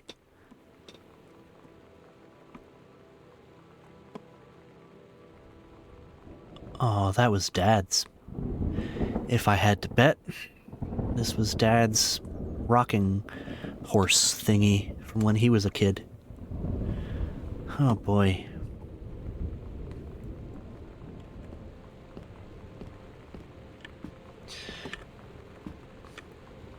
Yup. Age 6, 1957.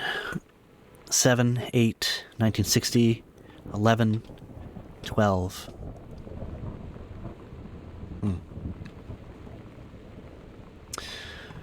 Okay, so something happened after age 12. Oh, don't tell me that Uncle Oscar was a creep. That's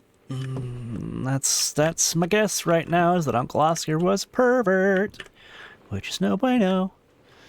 Something clearly happened to make it so that Dad didn't want to come here anymore. Holy moly, Uncle Oscar was a hoarder. Okay, he kept every newspaper. Who's this postcard from? Oh, that's beautiful. Hey, Sam. I'm writing to you from Multnomah Falls. Oh, okay. Yeah, Dad was a kid once too, yep. We're on a stupid class trip, which is stupid because it's March, and I don't know if anyone running this school has been to Oregon, but it's cold and rainy as shit in March. Wish you were here. Oh wait, you are here, because I'm writing this to you in the gift shop. Oh shit, here you come. Oh, that's cute as hell. They tell you to stick with the group on field trips, Katie. Yep. There's a reason for that. Uh-oh. Lonnie and I snuck off on the side paths at Multnomah Falls and got a little lost. Okay, a lot lost. Like, for hours. Right before the bus left, we found a trail and came running down the path, soaked and covered in mud, shouting for the bus not to leave. Yeah. The school called home. Mom and Dad said, "You didn't get into trouble like this before you met that Lonnie girl."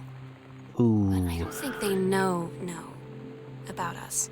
Hmm. The kids at school, though, I'm really afraid that's a whole other story.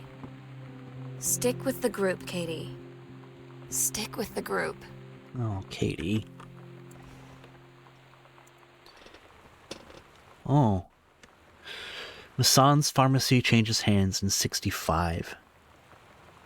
The shoppers of Main Street were surprised today at the announcement that Mason's pharmacy would change ownership for the first time since it opened 10 years ago. Rumors swirled that the sudden sale of the pharmacy was transacted for a song. When asked about speculation that the deal had been signed for as little as $1, Mr. Samuel Onstein, Oscar Mason's longtime assistant and now proprietor of Mason's pharmacy, told the Register, "The specifics will remain between myself and Mr. Mason." Mr. Mason had taken sick and was unavailable for comment.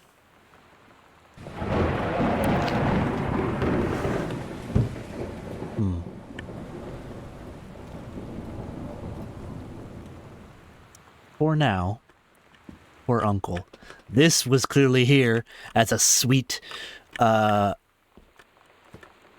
hidden room back here. Cool. Love it. Somebody's been back here. Where does this go? I'm sorry, what? Man, this house is huge. Also, incredibly... nope. Bratmobile, the review, $3.26, $4, gurneys, a plum, and fifth column. Nice. Skeletons and Devils, cheerleaders from the Smells Like Teen Spirit, one girl dressed as Jackie Kennedy. So this is, okay, Psycho House Girl. The coolest stuff about being the Psycho House Girl. Cool thing number one. Everybody in the hall thinking you don't know they're looking at you and whispering as you walk past because I guess they haven't heard of peripheral hearing, I guess, I'm going to assume. That's a lie to mom and dad. That's a lie to mom and dad. Okay. So these are scraps of her journal. The first attempts or something like that for her journal. So maybe she wrote them all down here, not in her room? We got ourselves another song. Women Outlaws. Okay. So show those... This will show you who runs the things around this joint. She's tougher than a wild Mustang. Heck yeah. No female's gonna tell me yang! Nice. What we got here? Oh, okay, so she's tracing it. Or drawing it? I'm not sure which.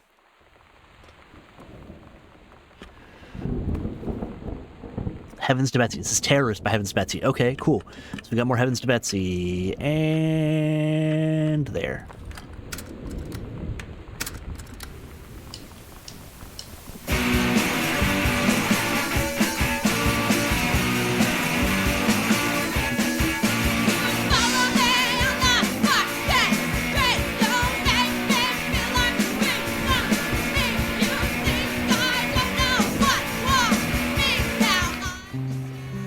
Oh boy. Get Lonnie sometimes. Like her band, and our zine, and her hair. And Zine, everything. hell yeah. All anti-authority. And I watch her in JROTC, and she's doing drills in perfect formation. Following orders, no question. And there's all this stuff in the news about don't ask, don't tell. Like, she's going to join the army and then have to lie about who she is. Yeah. She said they don't need to know what they don't need to know. It was no big deal. This from the girl who trashed her locker to, like, defend my honor. I've learned when to stop arguing, though. I don't think Lonnie even gets Lonnie sometimes.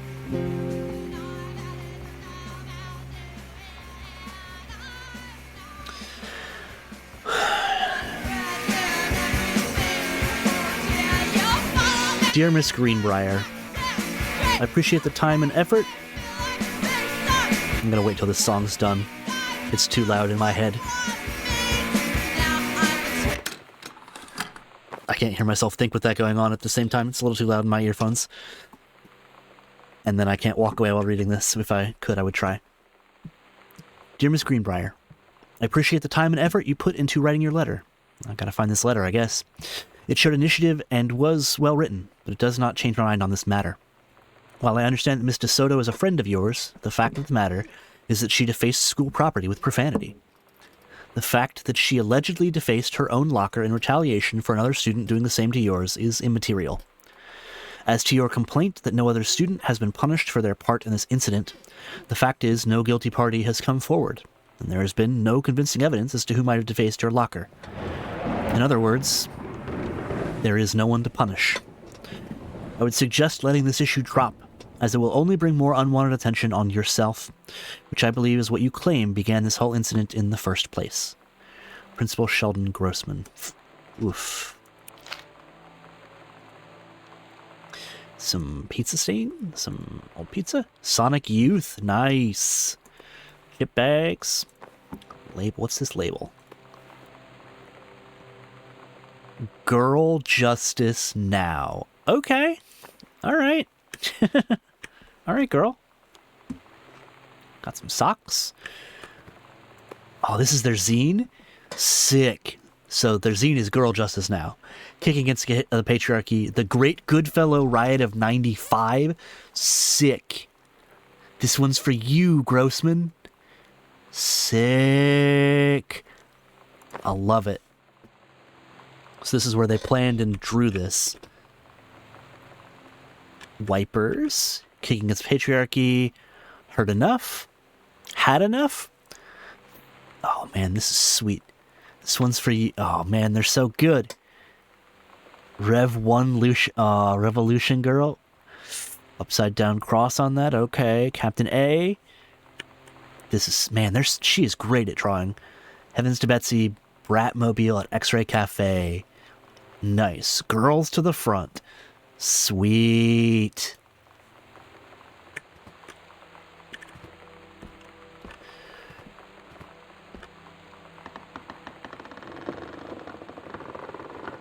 I'm sorry. Where are we now? Oh, we're in here. Okay. Guardian angels up above, bless this house with lots of love. Oh. Oh. Lights are getting weird. Because the panel's open, right? Yeah. This is an offer of promotion. Dear head conservationist Greenbrier. Due to your exemplary management of the flintlock prescribed burn operation last year and the service's need for experienced personnel to direct regional operations, we would like to offer you the position of Regional Conservation Management Director, responsible for operations throughout northwestern Oregon. Go, Mom! Your assistance would be sought to fill your previous position on site at the Flintlock National Forest. Your new posting would be at the Regional Management Building, located at 128 Bullhorn Road, which should be much more convenient for your daily commute. Please respond as soon as possible regarding your decision. We very much look forward to your reply.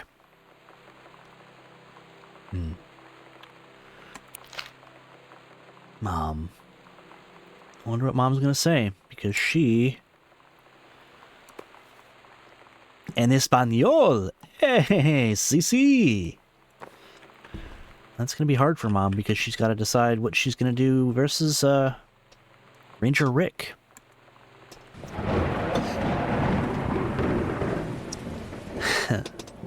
Hey, Lonnie. Sorry, my mom has been such a bee since last night. She's hardly ever around since her forest is like an hour away, and then when she is home, she takes it out on you.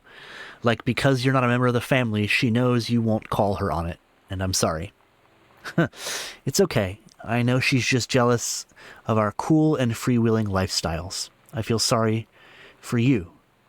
I'm lucky my mom lives in Florida. You have to have a mom every day.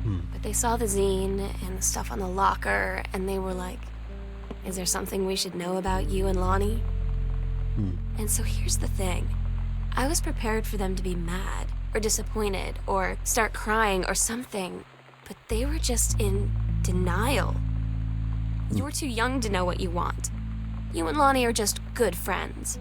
You just haven't met the right boy. It's a phase. That's what I didn't see coming.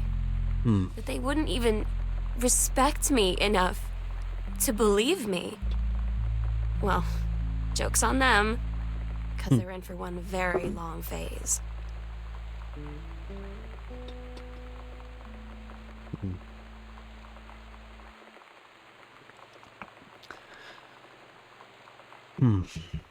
That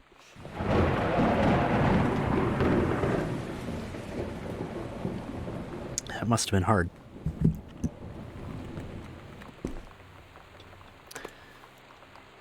Postcard of Rome. Hi, Mom, Dad, and Sam. Vatican, yeah. Vatican's weird. As you can see, the Catholic Church still has a lot of money. Yeah, from the Middle Ages. Yep.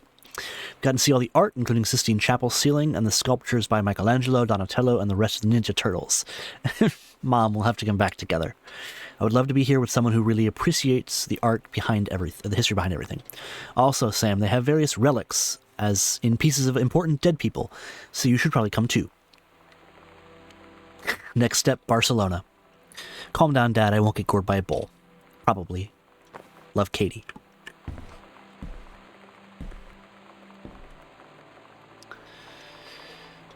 So while Katie was out having adventures in the time of her life, Katie was, well, dealing with something different. Katie was learning who she was and dealing with their parents and them not understanding. And man, this is so interesting and weird to learn this about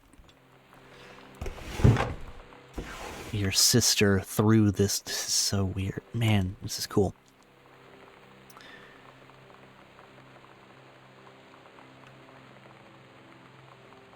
First off, congratulations. Janice Greenbrier, Regional Director.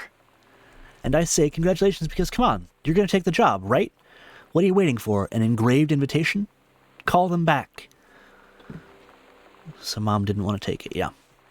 But in the meantime, let's discuss this little outing you had with our favorite flannel-clad hunk. What a blast. But you sound like you're reading a lot into an innocent night out. You sure there's something there? You said he has an out-of-town girlfriend. You sure they're not serious? Oh, Mom. Okay, so we have to figure out when we'll see each other next in person. Enough with the letters. I owe you a congratulatory margarita, boss lady. Soon.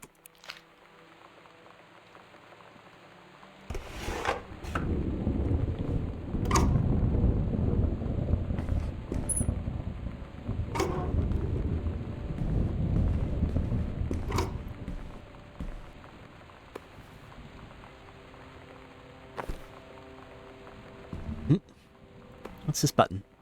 The Gits. Alright, it's a good title. This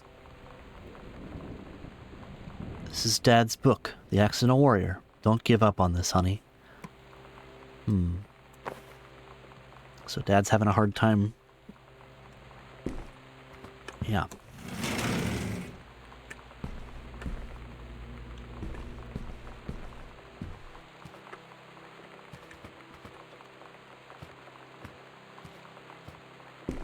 Okay, I already did all that. So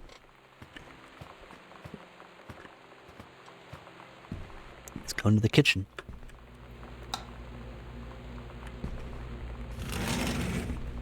Is that the fridge? Wow, the freezer?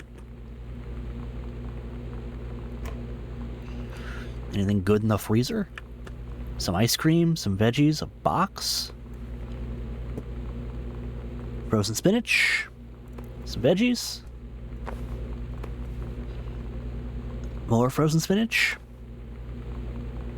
more frozen veggies.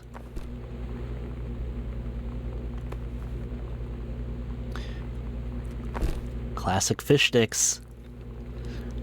Cookie caramel. That sounds good.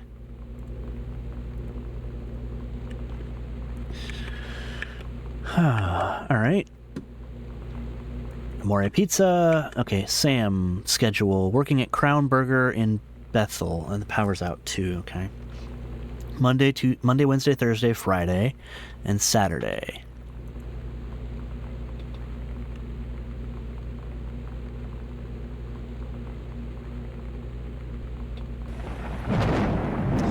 Mr. and Mrs. Jonathan Blair request the honor of your presence at the marriage of their daughter, Helen Margaret, to Richard Morris Metternach.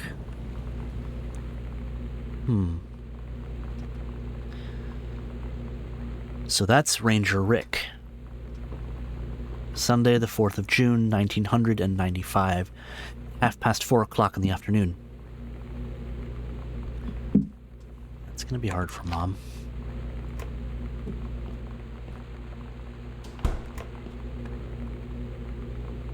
Ketchup, soda, milk, fridge stuff, cheese,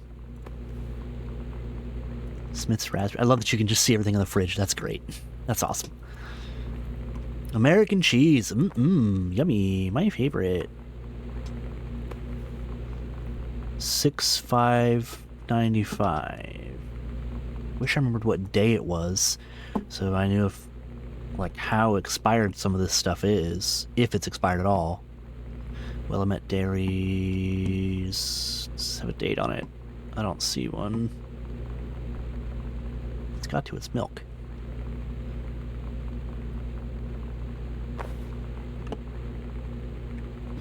Oh, I'm not going to leave the fridge open.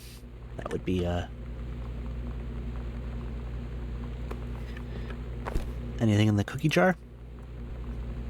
Nope. Oh man, this place has been ransacked too.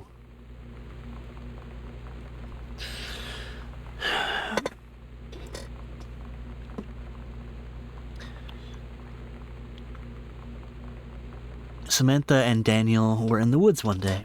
It was sunny and they were on an adventure. Oh. But they went to the bad part of the woods and it got dark. Danny said, "Are you scared?" So Samantha said, "No, are you?" They laughed and went more into the bad part. Then they went to a part that was never there before. And then there was a ship, a pirate ship, on an ocean. Samantha said, "I'll be the captain and you be the first mate." Oh, Danny was the first mate in the original story. Oh, Daniel said, "Aye, aye, Captain." And they went on the pirate ship and started sailing away. Daniel finally came over to get his game. I'd been dreading it. But he brought this story with him that I wrote when we were little. I started reading it, and then there I was, crying at the kitchen table. He asked what was wrong, and I was thinking about how we used to be friends, how much I take him for granted. But instead, I told him about school, and Dad, and Lonnie. And then how sorry I was that I wasn't his friend anymore. He gave me a hug and said it was going to be okay. For some reason, I almost believed him.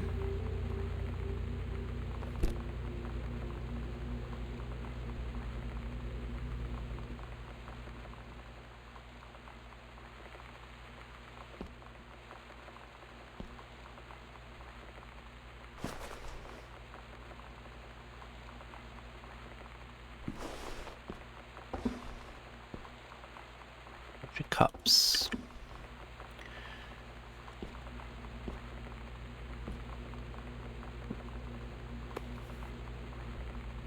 The Accidental Savior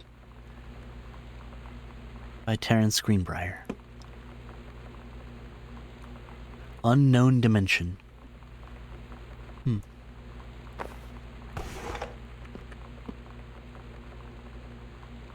Got another cassette. Bratmobile, Some Special. Lonnie.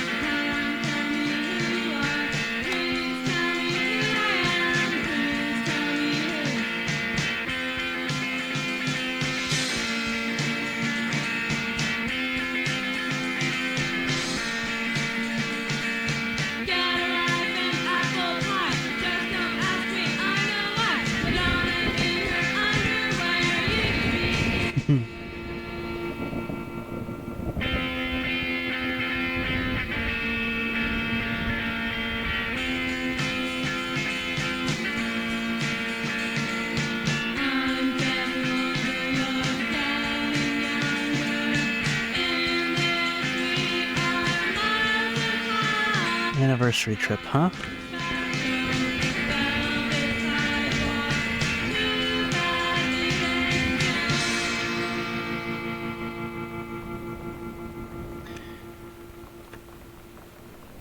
So she didn't end up going.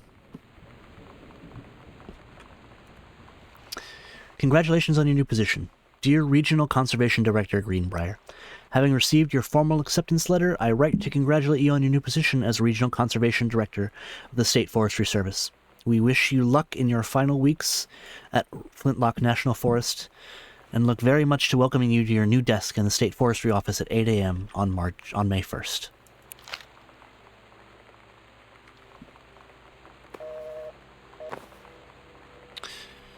So they didn't go. It's June, which I feel like I remember knowing. Let me see if I... June 6th. Back from my year. Okay, so it's... Okay, so it's probably June 6th-ish. So that's why Mom and Dad aren't here, because they're on their anniversary trip. Right. If Sam was going to run away, it would be now. When there's nobody here, there's no food in the house, and no one to stop her from leaving.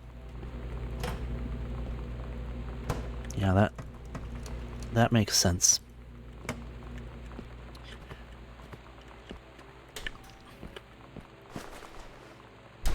So they're still putting the kitchen together, clearly, after they've torn it apart.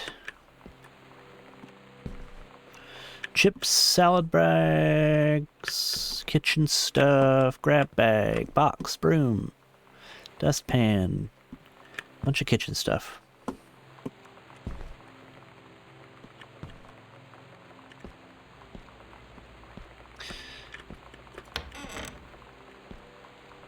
Kind of surprised I haven't found the... I wonder what this is. This Dad's book?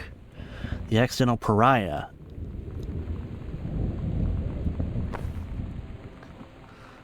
Dear Mr. Greenbrier, please first let me say that I hope this missive finds you well. Hell, it feels like a goddamn miracle that it finds you at all. Do you know how long we've been trying to track you down? Worry not, we aren't the feds. The Men in Black, or any other sort of creeping fascist hobgoblins. In fact, we're on your side. Let me start from the beginning. Unknown Dimension is what you might call a specialist publishing house. We traffic in the weird, though ahead of its time, the lost but not forgotten, by a small but dedicated group of plugged-in bibliophiles, type of out-there mass-market shunning visionary expression that refuses to be taken on anything but its own terms. Oof, God, that's a sentence and a half. We've had an unparalleled run since our inception 4 years ago. Unearthing and reviving Christ, or zombie-like, the timeless works such as N.N. Bestman's Message of the Snake Men, It's Inside Me by Jens Keller, and Emil Krieger's oft-banned Venusian Flesh Traders. But ever since we discovered tattered copies of your Accidental series at a church rummage sale in Long Branch, New Jersey, we've been trying to track down the author of this weird and dark American outsider art. Just kind of forgotten outsider art, just kind of forgotten portal into 20th century civilization's anxieties and delusions that our readers lose their minds over. James Bond and Harrison Ford might be the dick-swinging heroes that modern suburban America wants, but John Russell, mild-mannered insurance agent by day, reckless history-revising sociopath by night, is the twisted peacekeeper that it deserves. It is our mission to bring him back to life. Okay, so I've typed plenty. What do we want from you? We want your permission to reprint the work, since your original publisher, Mercury Books, folded a decade ago. Oof, wow. We want to supply you a new foreword for the books, to appear in brand new editions of The Accidental Savior and The Accidental Pariah, to be produced by Unknown Dimensions as a limited run and marketed directly to our highly discerning customer base. And we want to offer you a portion of the proceeds, contract to follow, assuming you're interested in coming along with us on this weird odyssey. We look forward to embarking with you, and to thrusting your work screaming back into the sweating palms of an unsuspecting American public. It's about time. Kaz. Medish Kaczynski, publisher. Unknown Dimensions Literature. So somebody wanted Dad's book. Good for him. Sam, your mother and I will be away for a long weekend celebrating our anniversary, June 3rd through 7th. We'll be camping in the gorge, but we will give you a call on the way home. Sorry, the kitchen is still mid-renovation. Never trust a contractor. $40 is on the table to order pizza while we're gone. Be good, Dad.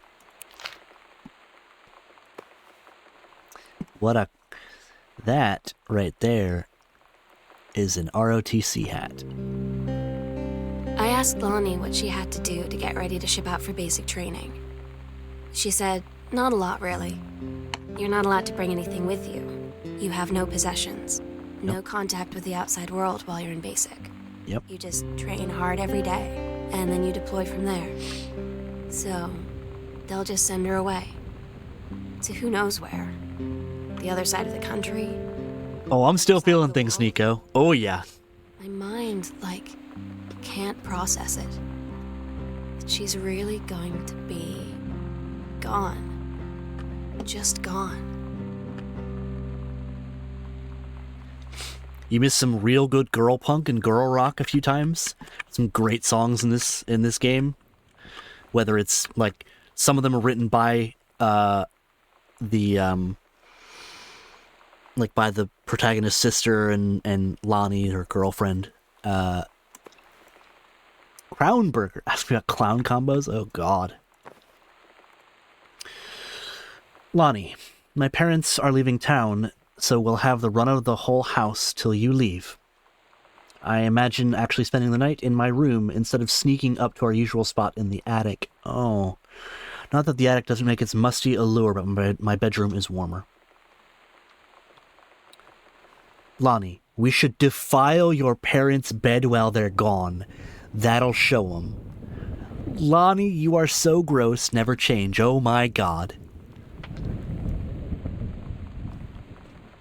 Just gone. Home. Yeah, you missed some things. Mom and Dad, not fans of this relationship. Think that she's going through a phase. You know, you're just going through a phase, Mom. Mostly from Dad. She's clearly going through a phase. Sam's not having it. Milk. So, yeah. Trying to figure out, I'm missing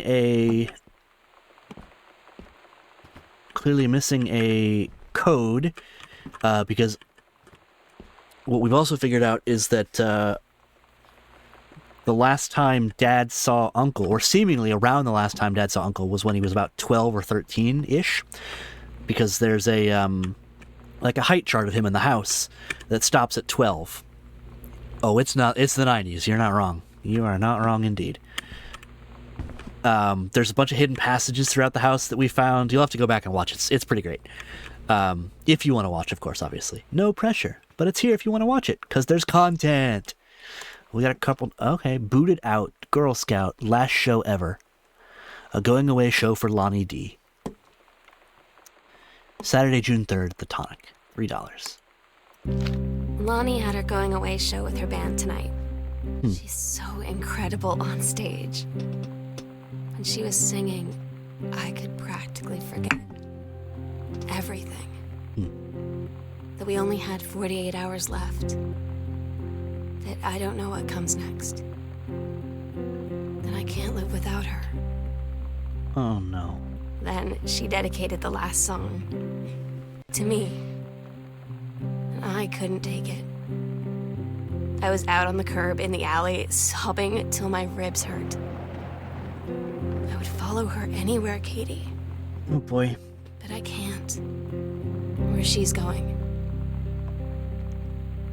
After a long time, she found me.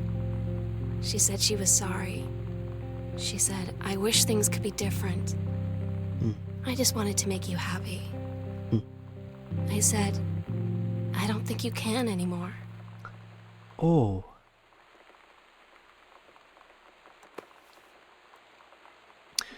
Barcelona. Hi, Mom and Dad, and Sam. I've had a wonderful time on the beaches of Barcelona. Dad and Sam, I think you would love the Gaudi architecture. It is a strange alien world. I am headed to my final destination, Amsterdam. For how long? That depends. I'm running low on money. I'll look for a cheap standby ticket and call you when I'm headed home. Sorry for the short notice. Can't wait to see you all again. It'll be good to be home. Yeah, gotta go to Barcelona. Barcelona. It's, Marcus and I were talking about it at one point. It's been a really fascinating look through the dichotomy of this, Katie, the PC's life, her year abroad, having this amazing year in Europe, while her sister learns who she is, discovers that she clearly likes women, struggles through that, isn't understood by her parents or her school, feels hurt and misunderstood, clearly has some anxiety and concern and worry about it, and there's just like way that Katie is learning about this is just through her sister's journal. The deeper we get into it, I'm gonna put it out there. I don't think Sam ran away. I think we're reading her journal, and we're gonna find her upstairs in the attic. I don't think we're gonna see Sam, but I think they're gonna make it pretty clear that she's not alive anymore, and that, yeah, that's my worry about what we're gonna see at the end of this game, and that's gonna not be fun, but it feels like something that a game like this is built on and around, is that sort of intense loss and pain, because that's what this whole game has been building towards the whole time, is learning about that loss and pain and seeing the ways in which, yeah, it's depressing AF. I hope I'm wrong. I really, really hope I'm wrong. But that's my worry as to where we're going.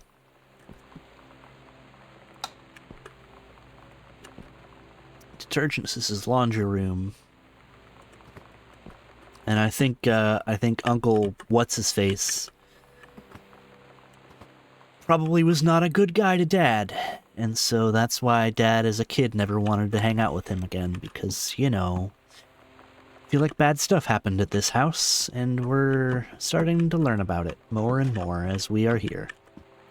But we got a nice greenhouse, so hopefully nothing bad happens in this greenhouse. This greenhouse is nice and pretty, and we love this greenhouse. There's pretty stuff. Don't show me bad stuff that happens here. The Accidental Human? That's a fucking great title for a book. That's a great title for a book, Terrence. Hell yeah, The Accidental Human. That's such a good title. I am into that.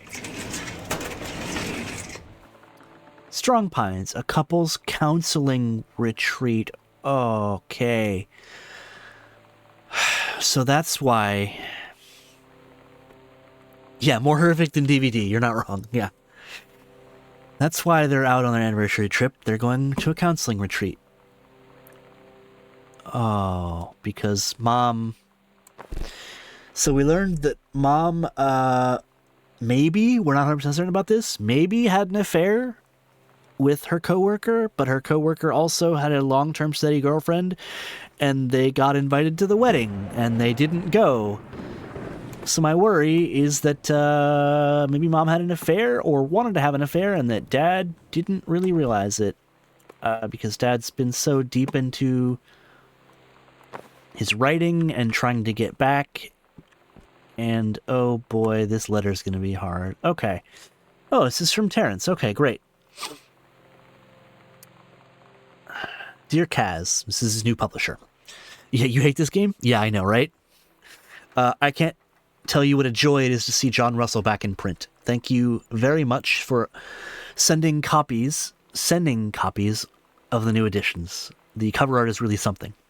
I know you've said that Unknown Dimensions isn't in the business of printing new material, but this revived interest in my work has brought on a wave of inspiration, resulting in a manuscript that completes John Russell's journey, which I think you may find intriguing. It is reflective and introspective, without forgetting the excitement and weirdness that Unknown Dimension readers expect. I hope this might be a new, exciting direction for Unknown Dimension to pursue. At the very least, I am grateful that John Russell's adventures didn't come to an end quite when I thought that they had. My thanks and regards, Terrence L. Greenbrier. So speaking of Dad, we went down to the basement at one point and found a copy of his first book that he had sent to his dad, who was a PhD of English Lit here in Oregon. And his dad was savage in the letter, basically saying, you can do better, you should do better, you're not as open and honest in this book as you should be, and it's filled with sci-fi genre garbage. And basically said, you literally ended the letter with, you can do better, your loving father, or didn't even say your loving father, but you can do better was the last line, and then his ending salutation. Yeah, Dad's life has been hard. Cover copy. It's been almost 20 years since John Russell heard the call. Twice he saved a president's life. He's practically forgotten the days of the future, of danger and excitement. The days where he mattered. Oh God, this Dad, no! This is Dad. This is 40 to 50-year-old Dad having a midlife crisis because his wife probably maybe had an affair, or definitely had an emotional affair. His dad hated his work. His daughter came out to him and he doesn't understand what that means. And his oldest is off in Europe and he feels like no one's listening to him, loves him, or cares. And this is the book that he's writing. Oh my God. So when that familiar rip in time opens in front of him and his handlers peer out, he doesn't hesitate. Is the president in danger? No. The life you save this time will be your own. Oh, frick, Dad. Okay.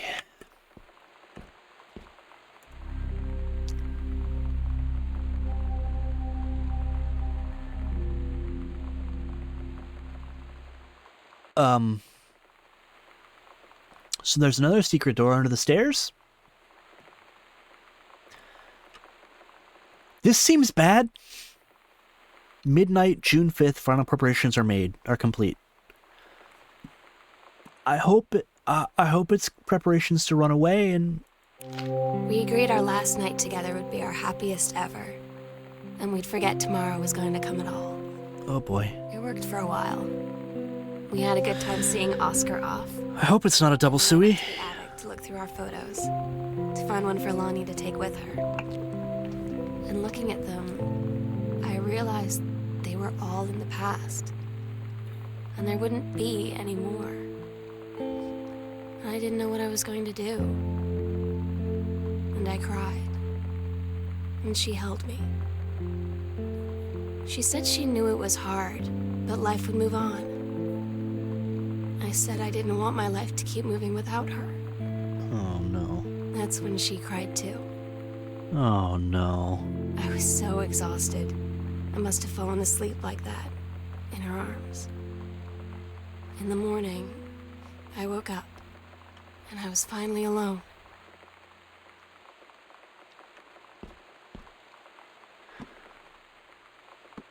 Oh boy. Okay.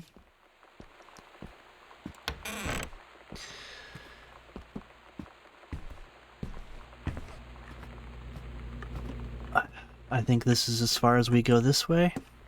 So it's time to see what's under the stairs. This is why you don't let your feelings do the driving? I mean, okay. Well, yeah, but she's also 18 or 17. So, like, come on. 17-year-old Nico? Yeah, I know. But also, feelings are important. But yeah, don't let them drive everything, because then it leads to, you know, bad. Oh, I don't like that sound. That's...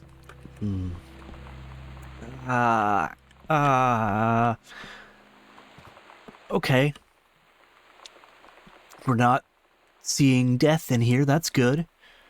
Possession and exorcism, interacting with the supernatural and releasing unwanted spirits. Okay, so they want to exorcise the house. Here's where we're trying to cult. Yeah. 17-year-old, everyone was a freaking wreck. It doesn't matter who you were. If you weren't a wreck at 17,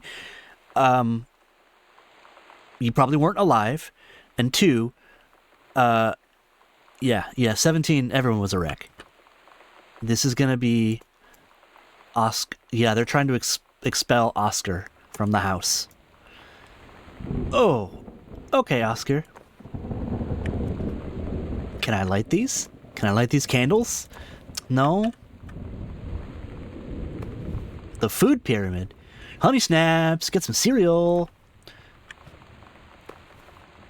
I got some chalk. Oh, I want that chalk. The sunset light in this house is the saddest thing I've ever seen.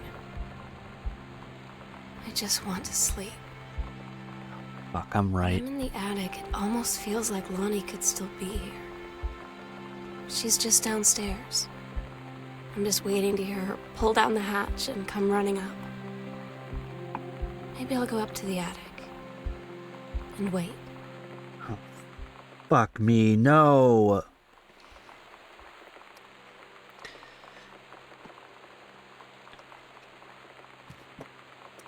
Oscar is your dad's uncle, the guy who your dad would hang out with, or who your dad visited a ton when he was a kid and then had to falling out with.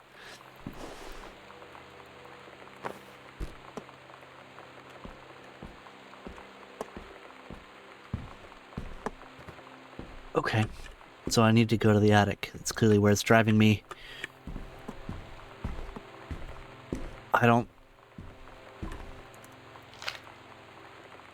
I feel like I've used all the codes that I've gotten.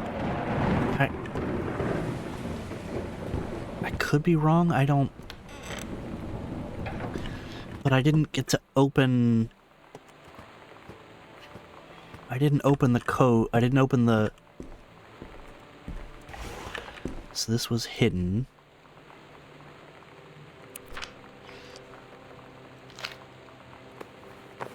There's no numbers in here.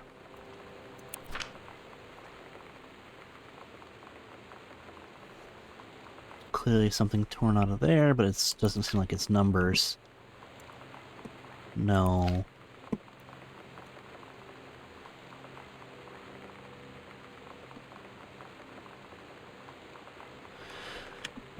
I'm trying to decide if I need to go to the attic.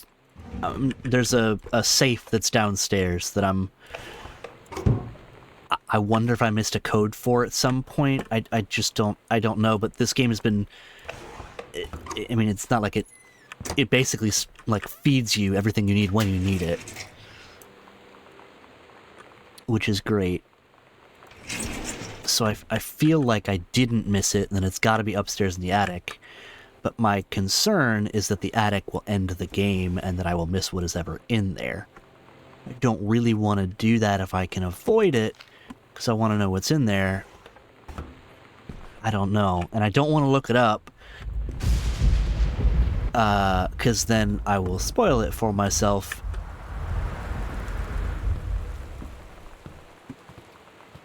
I feel like I used 0451.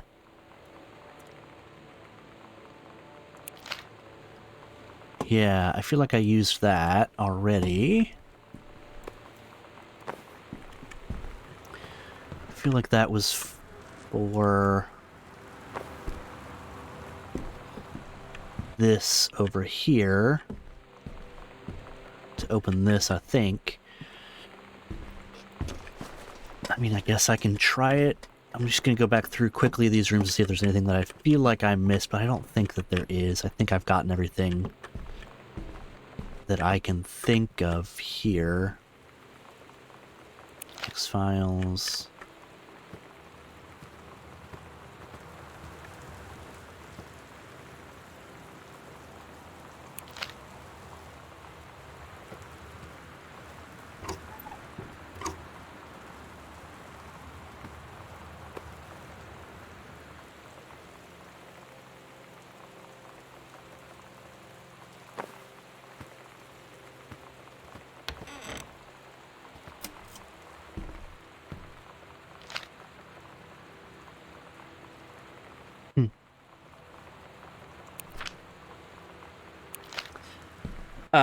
So we learned also that the story that we've been reading with that Sam's been writing throughout her whole life, basically, originally was about Daniel, their little friend who lived like next door to them. He was originally,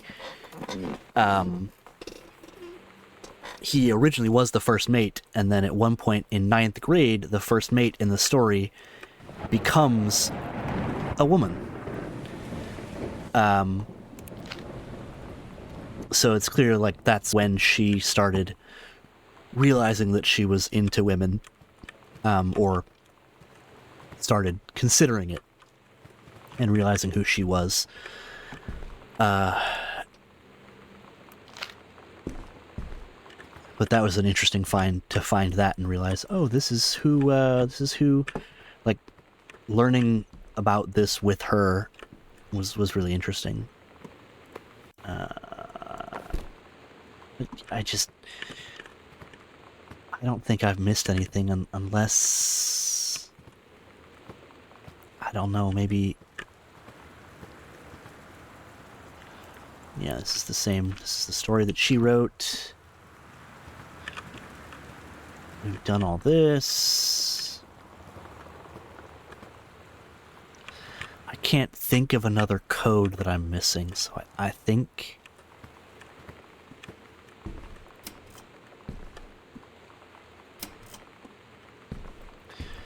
I think I gotta go to the attic, and then at this point, if I've missed it, I've missed it. If I haven't, it'll be up there. Maybe it's... Yeah, I just don't know. And I don't really want to look it up and spoil the game, like, spoil that for myself. But it's just, yeah. I feel like if it was something, it would have been downstairs in the basement, but I don't... To basement, Dad's office, so I've done this, I've done this. Okay, so I've got the attic item, so I'm missing 3 things. So one of them is probably the key, or something for the attic has got to be, because I've done all of this, done to the basement, I've seen that, I've seen this, I've seen that room.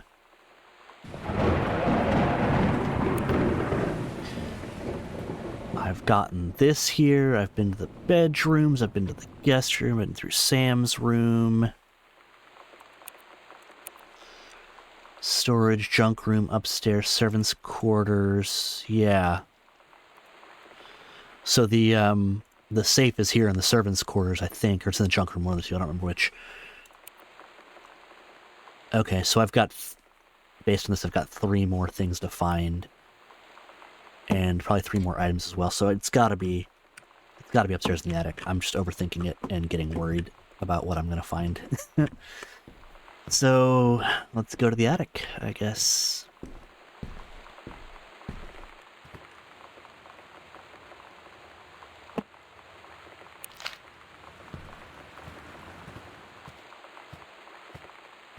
Here we go.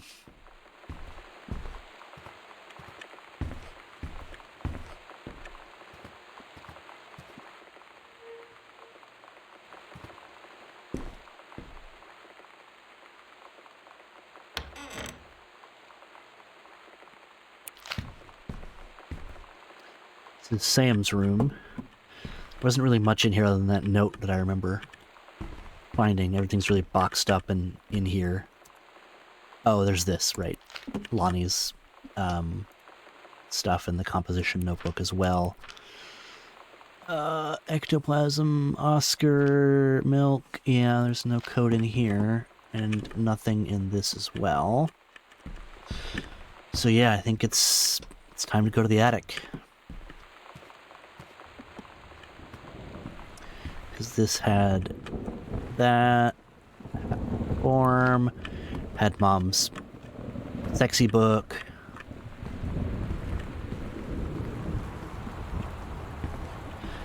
Had the cool drawing of the different characters and their Halloween costumes, which is sweet. This didn't open.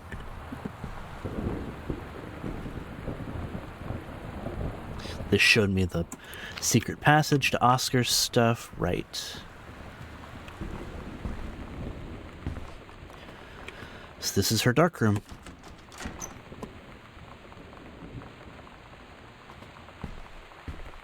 Okay, Sam. What do you got for us, girl?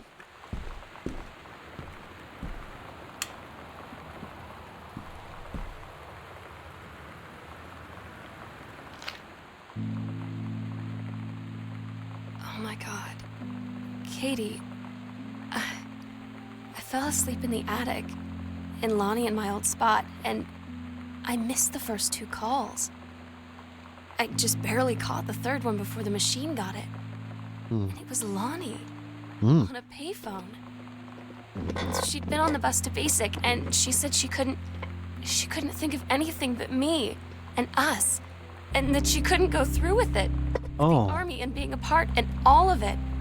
And so she got off the bus in Salem. What? She said, Sam, I want you to pack up everything you can and get in your car and come find me. Oh. And let's just drive until we find somewhere for us. And she asked me if I could do that. And I said yes. Oh. Yes. Okay.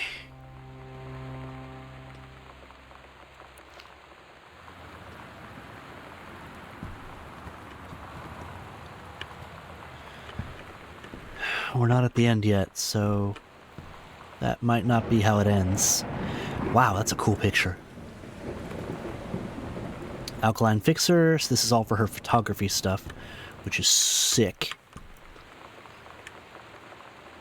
That's her uniform, RTC uniform. Oh.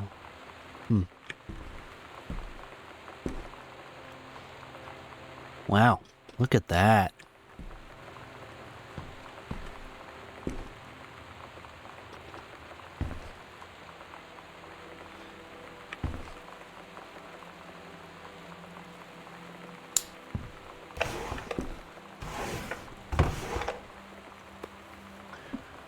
Photo paper? Yep.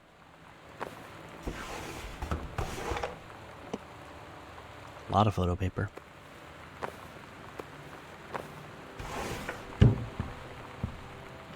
Makes sense. You promised dead bodies? Okay. Well, we might be getting to them. Who knows? This is ooky spooky enough. Letters to Katie.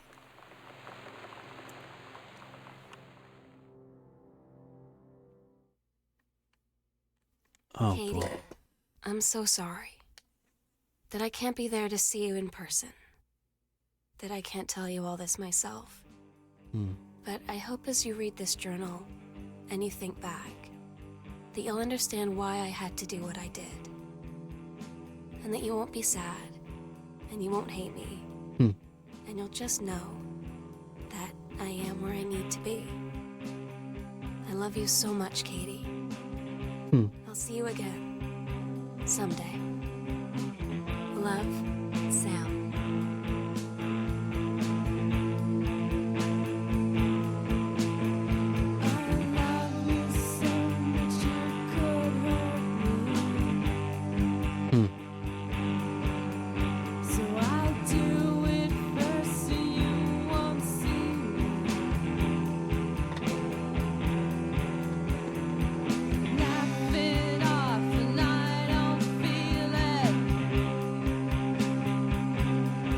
Sarah Grayson and Sarah Elmale.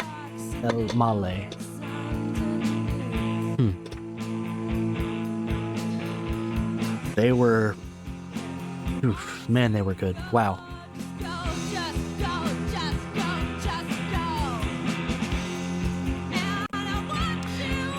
Yeah, sounds like it. She ran off to meet her, I guess. Yeah.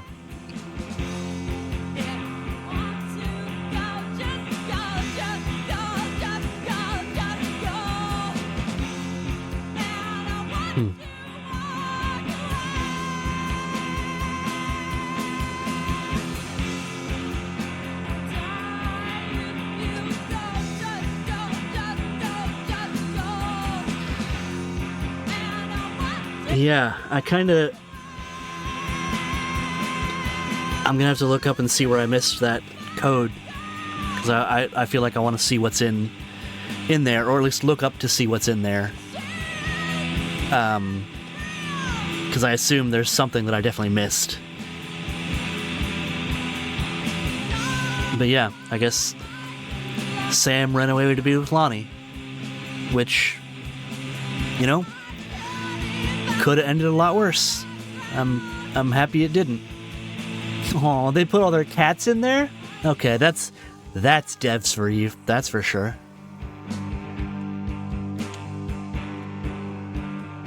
Thanks for playing. Thanks for building this game, Fulbright.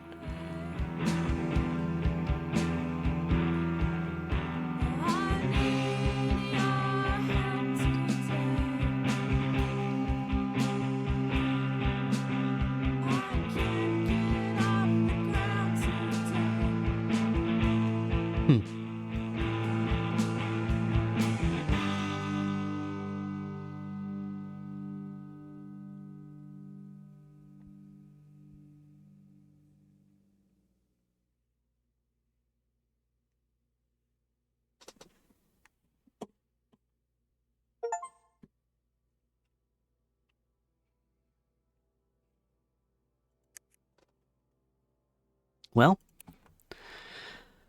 alright, I'm gonna look up to see where I missed that. So that I can see if I can go back to get it. I don't know if I can or not.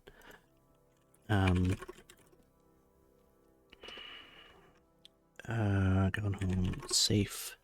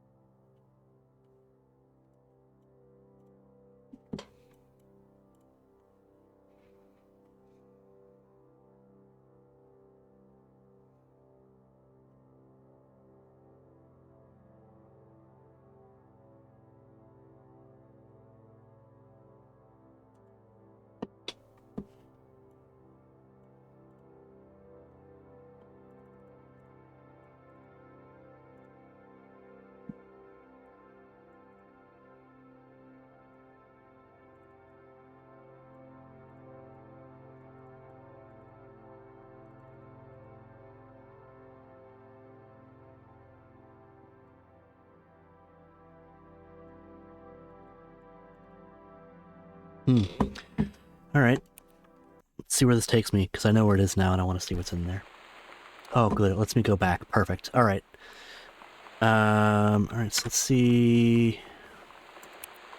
I'm still missing 3 things? What am I missing?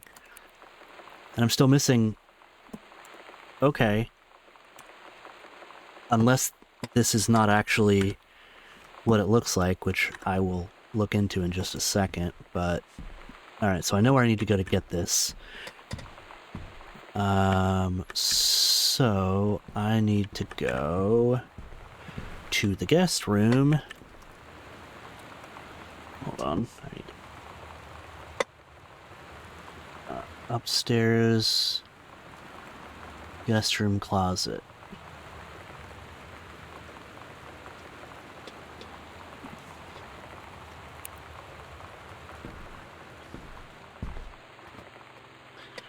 So that would be what? Sitting room, sewing room, guest room. So I saw it. So I knew this room was weird. I missed a freaking hidden passage in here.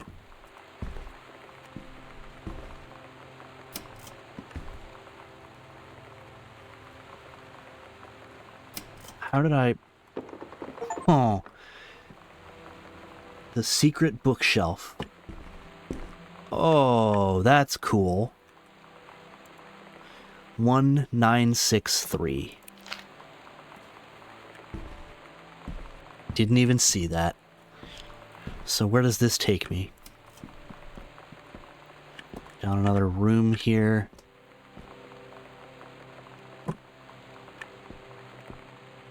I didn't go in this door. Oh, you idiot. I went through this and then went... I didn't go in here. Ugh. What am I doing with my life? So... That opens in here, right? So this safe is back down here.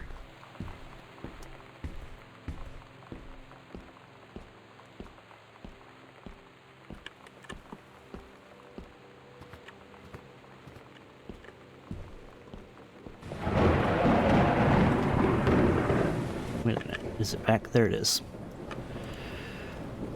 1, 9, 6.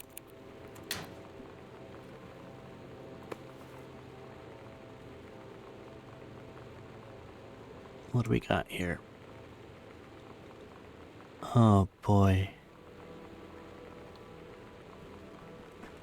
Some sort of warning not to be used when symptoms of appendicitis, abdominal pain, nausea. Oh boy. So here's a bunch of his medicines.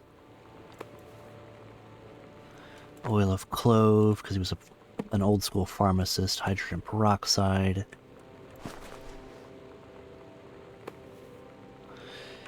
Morphine, of course.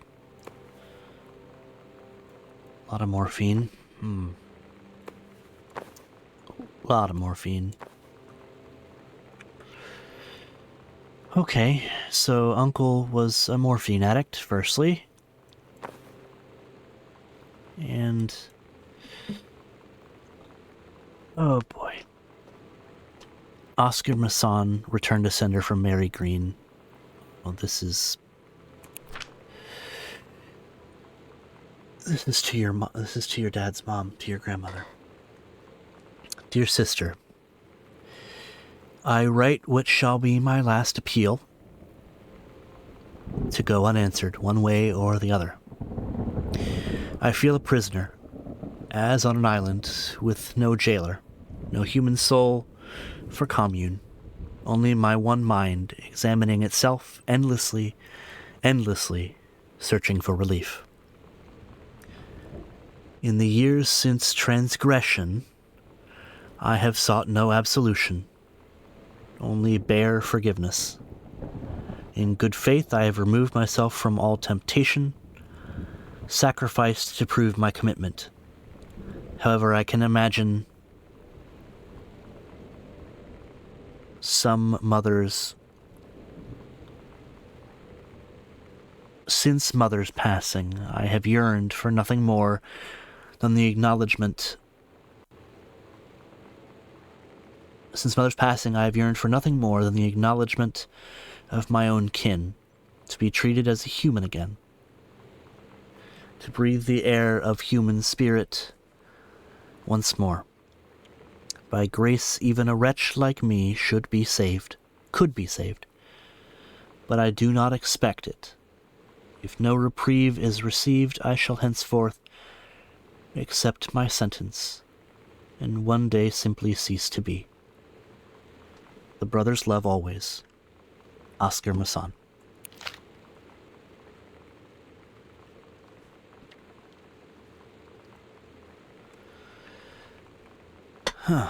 Okay, so I was right.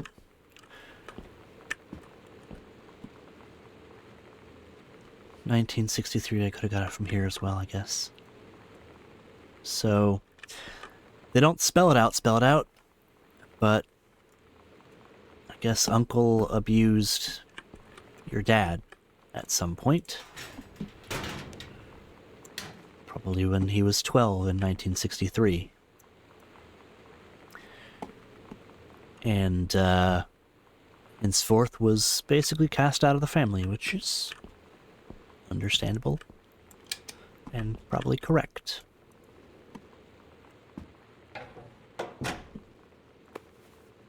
And this was Dad's rocking horse that Uncle kept, and I get why Dad didn't want to come back here. That makes sense. Okay, what else did I miss?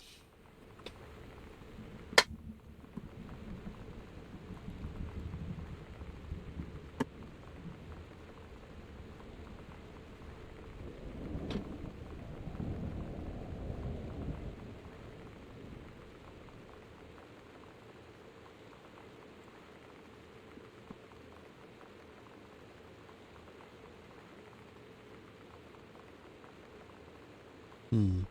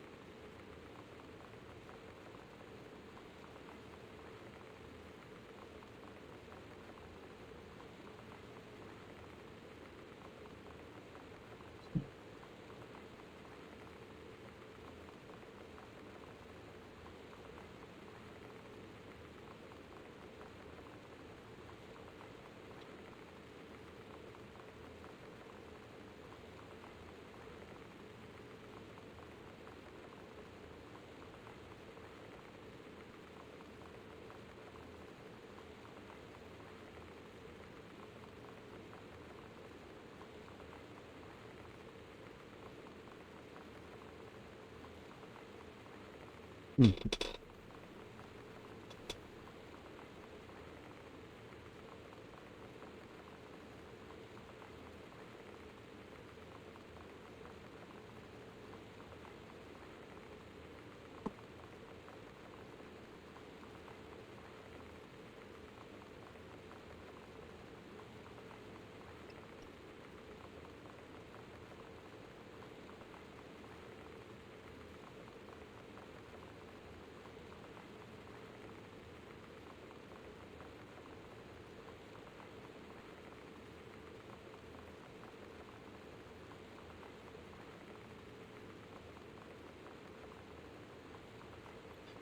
I'm reading an article about the game to see if there's anything else I missed.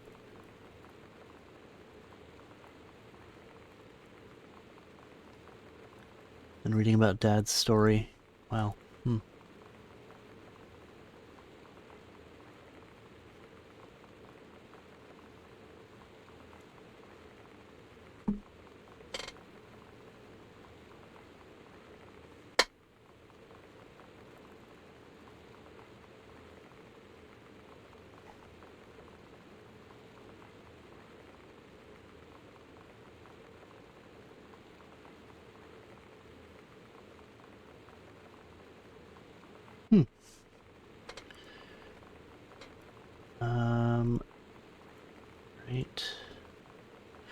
All right, man. Night. Thanks for coming in. This was it was pretty great. Thanks for being here. I gotta go to bed soon, but I'm gonna try and finish this out. See if there's anything left that I missed. There might not be. I don't know. Uh.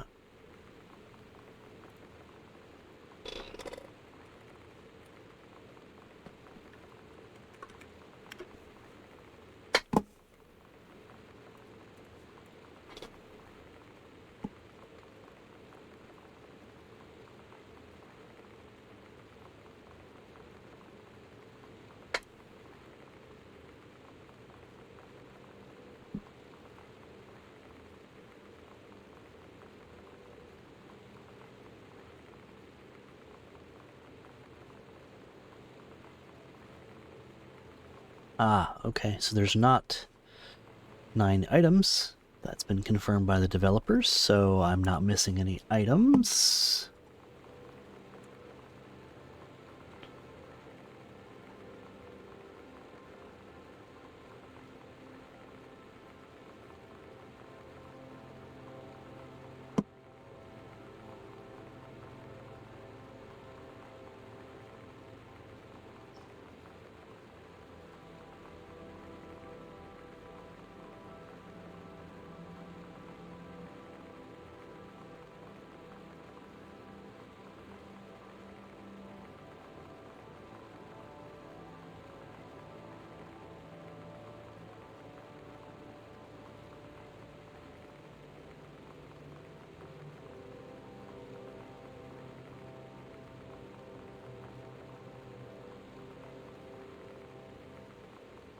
Inside edition TV listings. Oh, I missed this one. So this is where chronologically.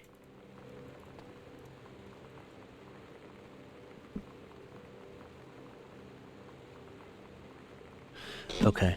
All right. So that is over here, which I need to go through and go, I think, back up this way, I want to say, to the room. Yeah.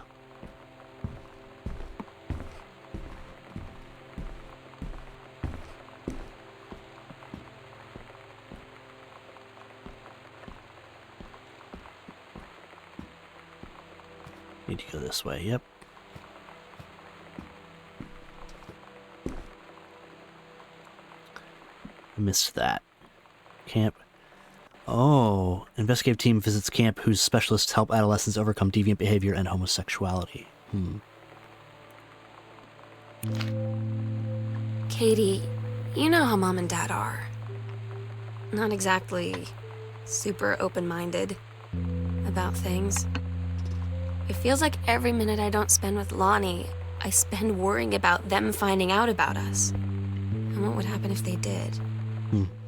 You know Dad's joke about the nunnery that he'd tell whenever you brought boys around the old house? I wonder where he'd want to send me.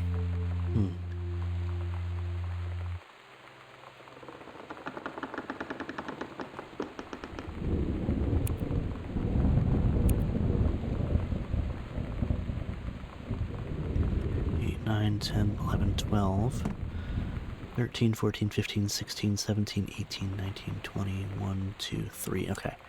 I believe that is all of the journals that I have found. So I think kind of wish I would have heard that one in order, but